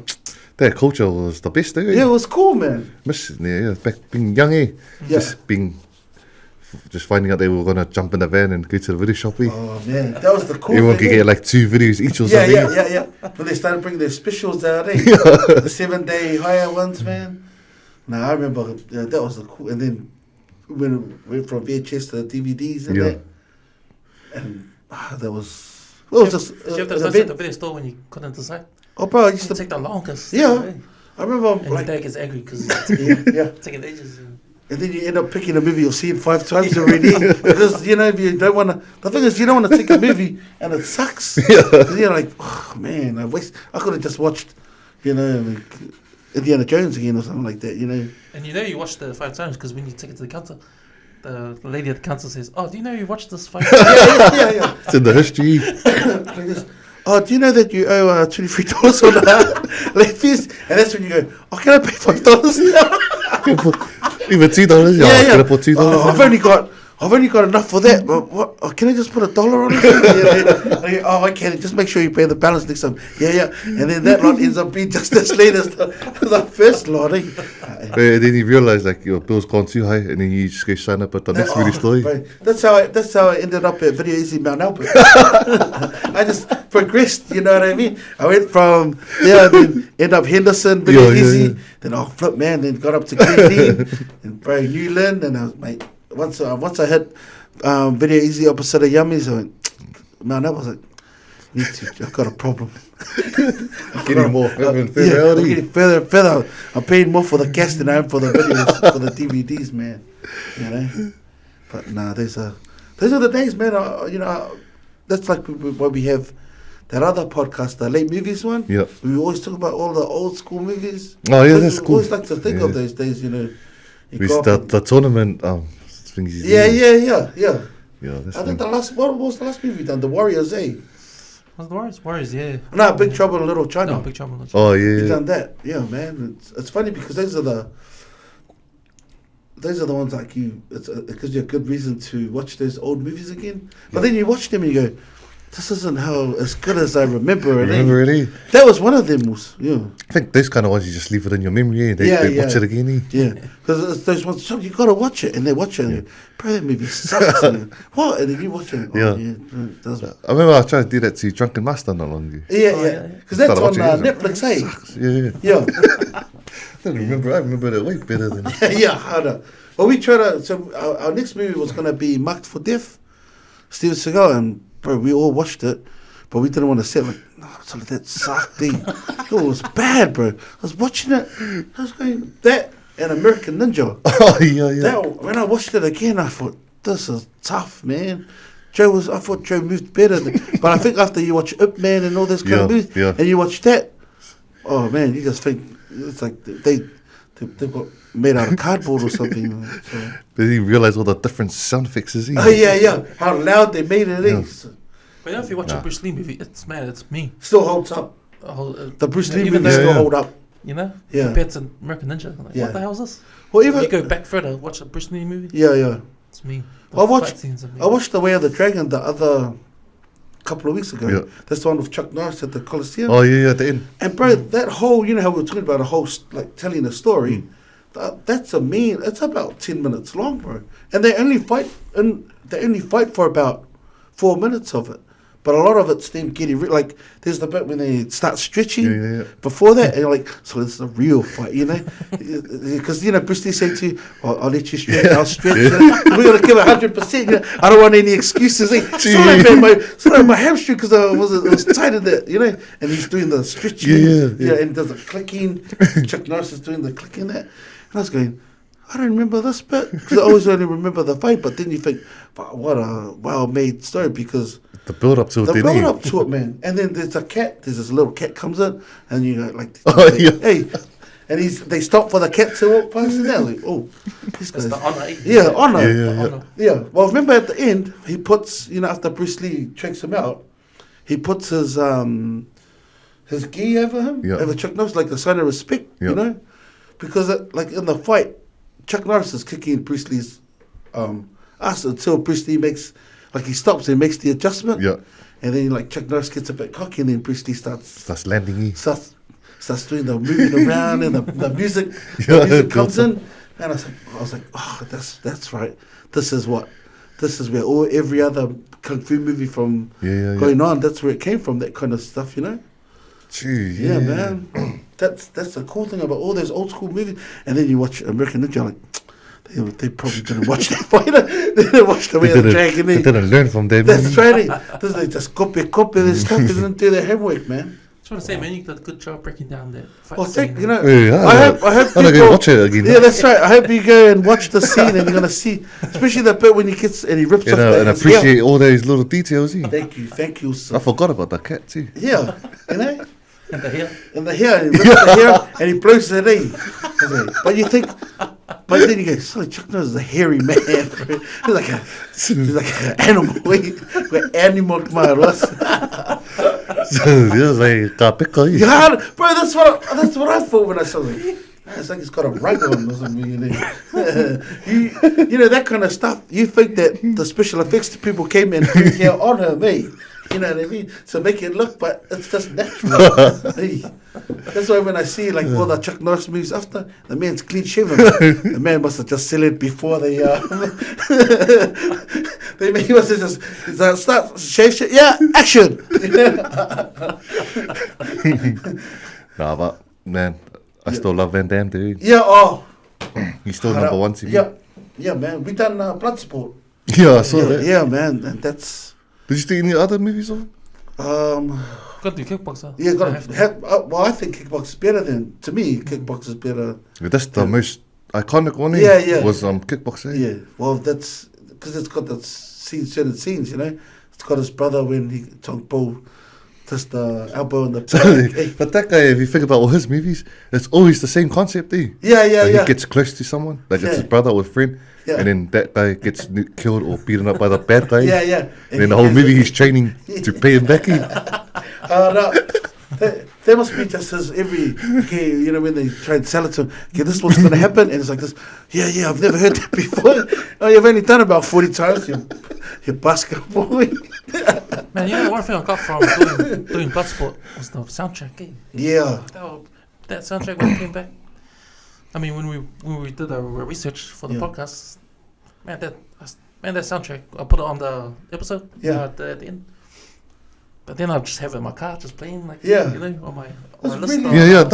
It's those distinctive songs that when you hear it, and then even if you didn't know, you're like, man, this sounds like a Van Damme song. Yeah, that's right, That, was it Paul Herzog or something like that? He wrote the music or something? I don't know, you know. Are they actual songs though? Like like instrumentals and that, yeah. But they're all from the Van Damme movies. Yeah. But they are actual songs, I think the same guy that done Bloodsport's the same guy that done Kickboxer, the score. But you know, it's funny because we were laughing when we done Bloodsport, there's a song called Salmon Balls. Oh. Salmon Balls. That's what it's called. I was like, hey, and I was telling these guys, and then I looked it up, where the song is on it, and it's like it's got hype music. But it's the bit when he does the split and he does the thing underneath the Honda. And I thought, what a sad guy. They must think that the singer goes Salmon Balls. If you look it up, Is that what it's called? It's called Salmon Balls. They must think, and I was just like, oh. And I had to like make sure that you don't want to bring it up like I did with the Pussycat and and now I've got the shooting that Little Easy that probably didn't take place. but I looked it up and that's what it's called, Salmon Balls. So you might have to intro it in one of your mixes. It's not like, what's that song? Salmon Balls. Shucks, I'm gonna look that up. Yeah, man. So I better check now just in case Just in case there's a Pussycat story. Yeah. Salmon Balls by Pussycat, featuring the Low Easy Band. But not even those movies. The soundtrack to all the movies we've done now. Even the soundtrack to the Warriors. Yeah. Even that beat. Yeah. That beat in the beginning. Oh, that's the one that they humble Sampuri. Yeah, that's right. Yeah. He talked about that when he came on too. Oh, I think I heard it too when he talked about it. But he's been. Do you follow him on Facebook and that social media? No, I haven't seen him around lately. Oh, okay. Well, he's been pretty active the last couple of weeks, and he's quite open about him trying to go after that. Being more proactive on social media, taking advantage of it. Oh, so he's doing comeback with music. Yeah. I think he's got a song coming out in a couple of days. Yeah. Oh, mean. Little Lucy, I think it's called. Yeah. Little Lucy. Oh, I hope it's not called Little Easy. Little Easy. It looks good. Yeah, it looks. So Is he still working from South Auckland? No, I think the last time we caught up with him, we went out. Hey, we went out to Yummy's after we had the thing, because we had been on. Bro, it was before we got all the cameras and that. So we took a while, and we took after for like a while too. And he was like, "Man, are you hungry?" We went up to Yummy's, got all the usual. What's it called? The spicy. The barbecue pork. And roast pork. Yeah, I got all the meat there, and then he's based out west now. Oh Newland. So, and I had to take him out to Mount Albert just to get the good stuff. Yeah. Oh, it's good when you hear about like all the old school guys coming back. Yeah. Even at that time. So there's a lot of them too. If you think about it, even if you like maybe forgotten about some, and then you hear them coming back, it's like, oh yeah, I remember these guys. Yeah. Well, like Scribe, man, I'd love to see him come back. I think he's a goat. Yeah, he is. I think when it comes to the rapper of New Zealand of all time, greatest of all time, has to be Scribe. And he's recognised that way too. Yeah. So yeah, man, it'd be cool to see him come back. Yeah. Well, that whole album, his first. The Crusader. One, yeah. And then he kind of changed that's when he went to Australia, and the sound kind of changed, but he still had you still got to remember him for all that stuff that he done, Oh, true. Didn't even know he went to Australia. Well, he signed with and what was that one that he came back with? Was it? My Shit. Was it My Shit? Yeah. No. Yeah, that one. There's the one he was like, looked like he was dancing in a hallway kind of thing. And it sounded really... different. Yeah, it wasn't homemade. You know? Changes there. But he is the goat. Yeah. I remember... fresh stuff, I remember hearing all this early stuff. Yeah. I remember I was sitting with Ami, and we're coming from town. Yeah, and I was like, bro, you got to check this track out. I think he was... what was one of his other boys? I think Andre and someone else. And he had it, I think it was either CD or tape, and he played it, and I was like, "Bro, who's this?" He goes, "Bro, this guy's gonna blow up." Oh, just before he. Yeah. So Army's an old school legend too. Yeah. And like this is before he made that track with P Money and Four Corners. Oh yeah. So that was when he was slowly coming in, and then he came with Stand Up and all that, and then. Oh yeah. That's a. Hip hop and that was all like New Zealand hip hop. Like, good. But Scribe's Stand Up changed everything. There's especially landmarks. when then P Money came. Yeah, And P Money's Chocolate City album. Oh, That's what it was called, eh? So remember the next step, and then they bring on Akon. Yeah. See, Akon keep on that one, and then Moonshine with Savage. Yeah. That's a golden era for New Zealand hip hop, man. Then Redna and Eddie's. Eddie's. That's when the Redna first came in, eh? Yeah, that's the Don't Raid kind of the era. Yeah. But that's crazy, and they humble in that, you know. Yeah. I feel like it's changed now. It's more reggae now.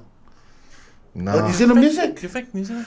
No, if anything, I think it's a bit of everything now. Yeah. And it just depends what you listen to, I reckon. Yeah. I reckon if you're hard out reggae, then all you'll recognize is all the reggae music from here. If you're hard out hip hop, all you're gonna recognize is hip hop. Yeah. But yeah, man, even like if I don't know if you've heard the other ones, that heavy metal band. I heard that from Southside. Then they do that heavy metal version. Not that Shepherd's Rain. They do the Manu Samoan. Yeah. No, some of them are from out west, eh? I think they're for South. Okay, now I'm just yeah. I'm remixing it now, sorry about that. But see, that's what the main thing is about. Oh, yeah. About our people. Yeah. Man, you can touch any music and make it. Man, that's the truth, man. But it goes back to the 60s and the 70s, man. Like, if you listen to Bori Alavaa and all those guys, you know, Tiamata, like, you hear some of their tracks, they got country beats in it. Yeah. Hey, or like the... already influenced by the Beatles. Yeah, exactly. But making it into their own 5-star and them. That's right. See, and then even country, they got Sam Chukin. Yeah. Richard Parker. They started coming through with that unique country kind of voice, and then even like made country like Samoan music. Yeah. But I remember they called him Mr. Cowboy. Yeah. Man, I remember the first guy that I ever seen do it. This was like we went to Samoa in 2016, and my Mrs. Cousins from America caught up with them. They were asking us if we've heard of this guy, blah blah. He's like he's doing country music from actual like Tennessee or something over there. I was like, nah, and he played us stuff. Bro, he's the man, bro. You gotta check him out. His name was Natu Fa'asini or something. Natu Brothers. Yeah. YouTube. If you hear his stuff, it's like pure country music. Yeah. So if you listen to the song, you'll think it's like a white artist with blonde hair for a cowboy. Yeah. You look at him, it's like, this guy looks like a boxer. Yeah. It's like a heavyweight boxer. Yeah. Like Samoan dude. Oh, he was actually a boxer too, though. Yeah. Seen some of his fights too. Yeah. Yeah, so if you look him up, man, he's me? Yeah. No, me That's too. about Sini or something. His songs are legit, like pure country. And then apparently, I saw a little documentary on YouTube about him. So where he stays is pretty much population of white people, really. Yeah. But then there's hard out, like cowboy-looking people in it. But they're backing him, to come out of that small town as a successful country singer out of their town. Yeah, that's pretty out of. That's crazy, man. He's Samoan. Yeah. But then I don't know. That was 2016. Or I would have thought would have heard more of him by now, or blew up something. This might be our chance to put him on blast, you know. Put him through social media now on you. Yeah, he's the man, bro. Yeah. So well, that's, you know, we've got to get more country singers out of Ranui too. A lot of country bumpkins there, but no country singers. You know, they saw your level too. So yeah. You've got a lot of the Australian hip hop coming through, like the drill music. I hear it, bro. Sets and stuff. It's not really my cup of tea. Yeah. But I respect it. Yeah. The main thing about me or about them is like, man, the levels they took fame to, to Britain and all that. Yeah. They won 4 each people, isn't it? Yeah, it's cool. It's cool to me, but it's not really my go-to kind of music. Respect the art and the lyrics when I listen to it, innit? Like the actual art form of the bars and all that. But yeah, but then again, I have to like keep up to date with that stuff, because that's the stuff that's like one of the most requested music right now for the young people. Like, oh, have you got this? Then, it's pays to have it. And the cool thing, you play it, man, it goes off. Yeah. And whatever goes off makes you look cool too as DJ. Yeah. So you gotta have it. Yeah, that's right. Yeah. But yeah, the other good thing is like, just with the new school, because I've never been known as someone that's up to date with new school hip hop, R&B stuff. I'm always into my reggae and old school, but because of doing the rotation through the club scene, you kind of have to be always on top of things to play whatever's new all the time, because whatever all these young people hear during the week, they're gonna wanna listen and request it when you're on the weekend. So it always pays to know your shit for what's going on, and it's you learn to appreciate it too. I was wondering that, like, do you have to like it, or like? Yeah, well, is it that kind of thing where you've got to have an open mind? Keep open mind, and what, just like human nature, like whatever you hear, if you didn't like it, but then you look around you and everyone's like singing all the lyrics to this extra song, and they're like jumping up and down, and you're like, oh yeah, nah, this is pretty bad. Yeah. Okay, him listen to it. Oh, nah, yeah, okay, back and then you joining them singing. Nah, yeah, there's a lot of music like that. But yeah, it's cool. You get to get familiar with who all these new artists are. Same time, you do listen to a lot of rubbish stuff. We hope that you don't have to play. But otherwise, there's some pretty mean music right now. Like coming out of America, new artists and all that. Is it just a matter of you listening to what's on the radio to hear what the new songs are? I should be doing that, but nah, it's just pretty much what you hear previously the week before. Because just like I said, like Donny and them, DJ Quest, Mafioso and them, these guys they're mean with the R&B hip hop. That's what they cater for, R&B hip hop. So I kind of like, if I'm not on and they're on, I'll kind of pick their brains, and then react, like see what they're playing and see how the crowd is, and then I'll be, oh yeah, I've got to note that down. Go home, do my own homework, and then I'll use it too, but I'll try to use it in a way like where it's actually my own. Yeah. So that's why I came up with our concept with it's a whole different concept to mixtapes or anything. It's combos, live combos, and I've been putting them on my post in them too, like just getting this song separated from that song, but putting it together live, kind of thing. Like cut like a long story short, but yeah, that kind of like becomes your own significant like combo too. When a certain song and this song goes together in a certain way. That's you. Yeah. I'll put it in a way where no one else does it, has done it before. And in a way where you try and make it sound significant, so it's known to be yours. Yeah, so a lot of my combos have been getting trademarked too. So when they hear a song come in, the people that do know it, they're like, oh yeah, he's gonna do this next. Oh, okay. So they can get excited, like, oh man. Yeah. Oh, this is gonna come after this. It's like a signature. Like a signature. That's the word. So it's good for people that like leaning on the body. Oh, this is my song. I know my song's coming out. I better get up. The shot. Yeah. I remember there was one you did on Instagram. I saw it, and it was Dr. Dre. You did a Dr. Dre. Was that a combo? Forgot about Dre. Yeah, and you mixed it. With one of the drill songs. Pull Up. German. Yeah, so that's a known one. Right. So I'd say like once people hear now when I drop that song German, then they I forgot about Dre's coming next. Yeah. But in a way where I made it like sound my own. So it's like the German rap's still going on, but then the beat drops in. There's dum, doo, doo, dum, dum, yeah. And those are the kind of, in my opinion, those are kind of mixes I love, when they merge and mashup amount of time. Yeah. Like I've heard that like the stop and there's a trick that they do, and they quickly go to the next song. Yeah. Like a drop mix. Like a drop. Yeah. It's only a few seconds, and then the next song starts. Next year, then it just drops right in from the bass. Yeah. Like the rewind sound or the. Oh yeah. Or the that sound. And then it goes next. Again. There's. Yeah, I'm not a big fan. I'm not a big fan of that. Of that kind of transition. Yeah. But especially if it's all the time. Yeah. I want to hear a proper mix into the next like song. A blend. Yeah. But even that's called like drop mixing on the one drop. That's significant for certain songs. Like that's the way they say you didn't like hearing that kind of transition. There's certain songs that suit that kind of way. But yeah, you learn like all these different kind of techniques along the way. But because when I hear it, because I don't know what the ins and outs of it is, but to me, I think that guy is lazy. Oh yeah. It's a lazy mix, like to just drop it like that.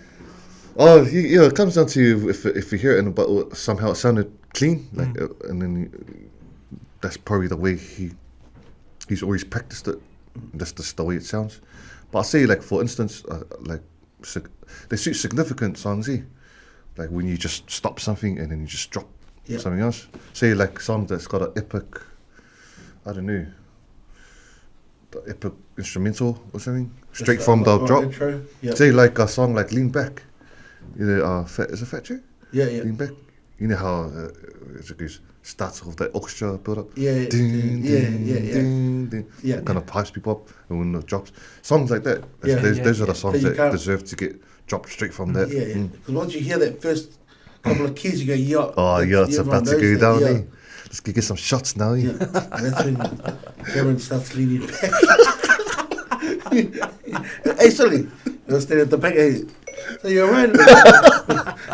Your shoulder. Your friend goes, so that's not how it goes. Yeah. What are you doing? Sorry, man, I'm too old for this. I don't know, is that how you lean back? Or? But, now that I think about it, I think the reason why the blend mixes are cool because you recognize it early. Yeah. And you think to yourself, oh man, the next song's gonna be. Yeah. You know, and I can hear something coming in. I'm familiar with it. Yeah. Well, you know, like, I can't dance to this song. I'm gonna start moving back. I was turning to Michael Jackson and start moonwalking out of here. You know, that's seamlessly. Yeah, that's it. See, you're like the teacher. Like, hey, son, I'm just gonna get to it. And when you know the song's too fast, you're like, you've already been off. We're like, oh, nah, man. But you know, this song requires me to dance a bit harder, and I don't have that energy left in me, man. That's crack up, bro. Hard, man. Hard. Good times. Christmas coming up, boss. What's the plans, man? Nah, usual this year. Yeah. Yep, just family. Probably, just my family this year, and then New Year's with my missus' family. Yeah. Yeah, that's about it. It's pretty much what we do every year. Nothing special. Yeah. Do you ever go to Me'ai that you have to take to your... The usuals. Yeah. Yeah. Barbecue. That's lucky if there's some luau there. Yeah. Talo. Oh, I told my nephew, because he came home last night, and he's got an auntie. She owns, I think it's called 8 Roses, this Tongan kind of restaurant out in Urahu. And I said to him, look, I think the only thing you need to bring for Christmas this year is that you need to bring your auntie on Christmas Eve and bring some lusipi. Oh, yeah. You know, home. And that's all you, and I'll let you through the door. You know, he stays with us, but you can come and have kongai, but you got to bring that. So you don't have to worry about anything. I don't care if you don't bring any presents. You have to bring anything, but you bring that and you can come and have, you know, lunch with your grandpa, you know. Because that's all that, you know, it's funny because, like, my mom's gone now, so we're trying to learn how to bring all this kind of different kind of food in. Because she used to wake up and do all the cooking. Yeah. So everyone's kind of, you know, my brother's taking on doing the ham. And like another thing my mum used to do was seafood chowder and that. So, you know, we're all trying to learn. So I told my nephew, no. So you got to have a go-to dish. So, you know, if you go to someone else's house, they go, oh, so the junior might be bringing that lucipi, you know, that kind of stuff. So just looking, you know, that's Christmas is the one where you can eat at least 3 or 4 times. Have to. You know, a couple of naps in between. That's why I like my new like timetable for Christmas now is Christmas Day is just eating, you know, and you're just kind of getting all your energy, all your naps in, so you can get ready to eat. So Boxing Day, you know, I remember I used to like thing and then eat all Christmas night. And I thought, then Boxing Day is a write-off, so just save all your energy for Boxing Day when everyone's done the family thing, and then you can go maybe, you know, take some of the boys, come around. Just dedicate Christmas to eating. That's it, eating and family, That's it, and then after that, you know, you go, you've ticked all the boxes, and you go, you know what? Might just go have a few lagers, you know, with the boys or the family, the cousins. So. Sounds good. I might try that. Hey, well, thank you. So, you know, glad I inspired you, man. You know, and and if we've got enough lucipi, I'll visit you. You come pick some up. You're just up the road now, man. You know. Yeah, sounds man. good. Have you ever done the New Year's Eve gig? Have you guys got one coming? I'm shocked that you guys haven't got something lined up. Oh, we've got a show coming up next week. Okay. So, it was meant to be New Year's Eve, but I don't know what happened. So it's next Saturday. So now I don't know what's going on for New Year's Eve. But usually New Year's Eve's always like, I'm either off if I want to, for if there's a family thing. Yeah. If I'm working, I think every club's is open for New Year's Eve. Same old drill. Try to hype it up before 12 o'clock and all that. Yeah. So I'd say we'll probably might be a trilogy for New Year's Eve. That's still a thing though, the New Year's Eve kind of going into town and all that. Yeah, last year it was. Yeah. We were black at the time. Yeah. Yeah. So it's funny. I didn't realise that. Got to 12 o'clock and looked up and hey, everyone's gone. Everyone's just gone outside to see the fireworks. Yeah. The Sky Tower. Yeah. Well, hey, did everyone just leave? Yeah.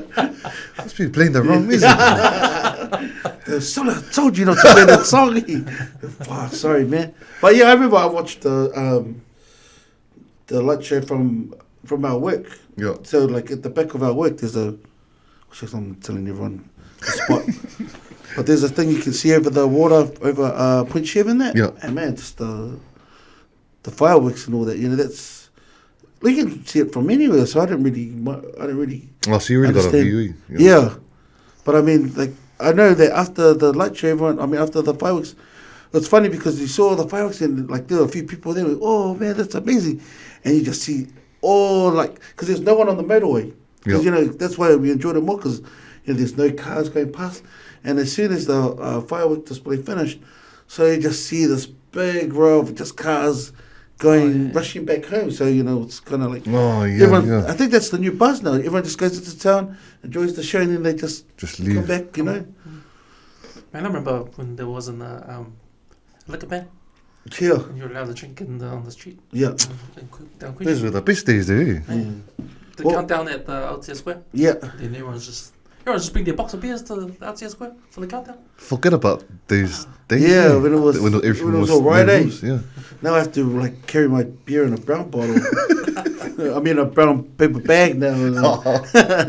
See these drunken mustard styles and that. Oh, we're on your 2 litre Coke bar. What's the Oh man, that stuff is still. I know it's funny when people think about, when you see all those, just the norms and that when he's doing this kalaulas, it's always about Cody's and Yeah. and I still don't drink that stuff, man. That stuff is. Sometimes I always make the drink, man. You got to filter that stuff with bread, like it's methylated spirits or something. Yeah. That's toxic, man. Yeah. I think it was Cody's that got me off bourbon and Coke. Yeah. Because I remember I was a big drinker of the Woodstock cans when they first came out. Yeah. And I think there was none one time and I had to buy the Cody's, and then after that box of Cody's and that, nah. No way. Woodstock was way better than these Cody's. Yeah. But then I didn't even go back to Woodstock. Yeah. I didn't even go back to Woodstock. But do you remember when they bumped it up to 12%? Yeah. That was dangerous, eh? Silver bullets, eh? Yeah, that's right. So that's those if you want to go straight to the holiday honeymoon suite. Go from reception to the honeymoon suite. There you got to take three of those parts. Because I remember, like, they had to legally they changed today that you couldn't do that because wasn't like those Smirnoffs they were coming up. They were trying to bump the percentage. Oh, I didn't know about the Smirnoffs. I just knew Cody's.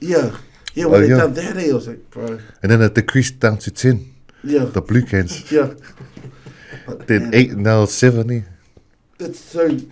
I don't know who came up with that concept. That was just a way of, even a kid, if you're 14-year-old, one of those cans. Yeah, because there was even one can, eh? Yeah. You might as well just drink a Jim Beam straight. Yeah, you'd be like that.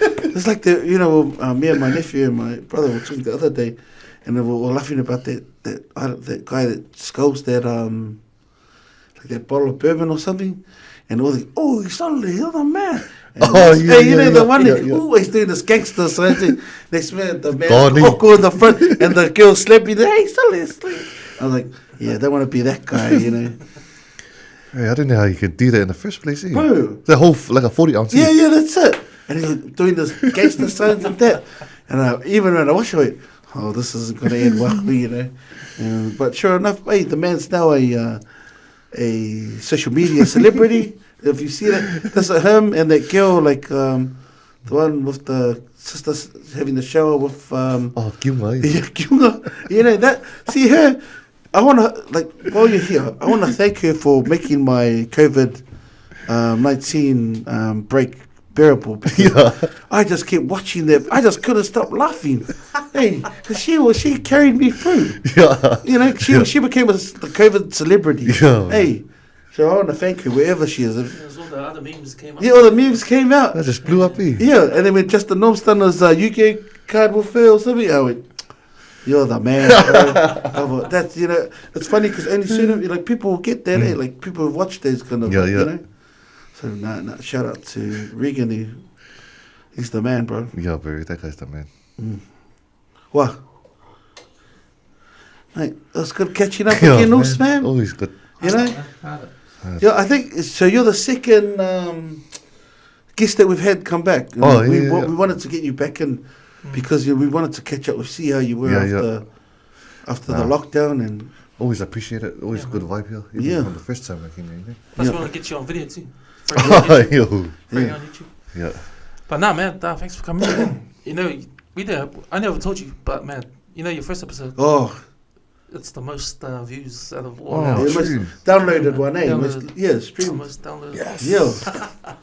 Oh, geez. You must be putting on repeat on your gigs. Yeah. I appreciate that because that was my actual first podcast too. Yeah. But all the feedback that was coming back through. Yeah. Oh, yeah.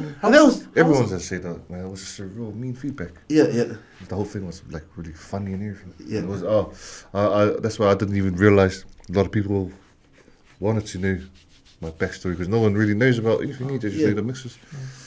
Well, they know that and they know about the bucking the folk. That's right. Thank you. And a shout out to my also young anyway.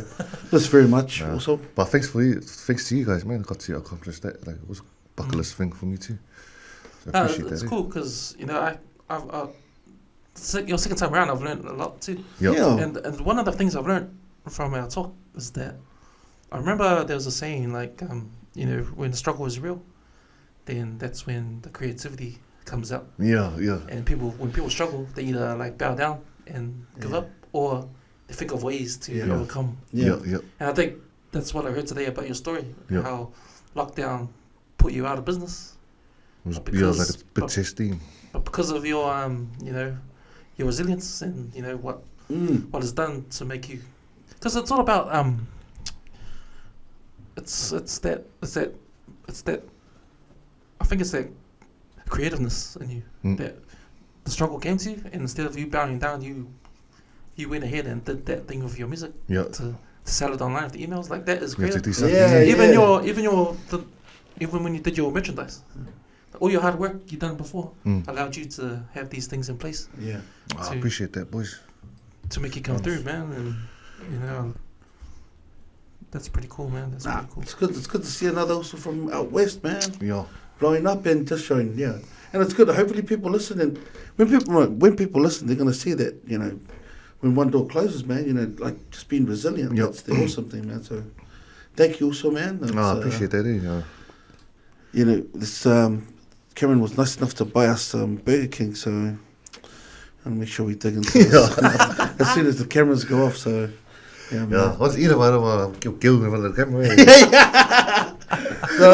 That was what I was scared. I was like, oh, sorry. And then the listeners here say, so the man's got lettuce on the Steve and he's still talking. Say what's each other. Yeah. But you know, are you see this one? Are you that guy? Are you the guy that goes, or do you just like looking? Like, someone just tell him that he's got some mayonnaise on the side. I hope that's mayonnaise. Silly. All right, people. Thanks for listening. Cool. Thank you. Cheers. Shot, man.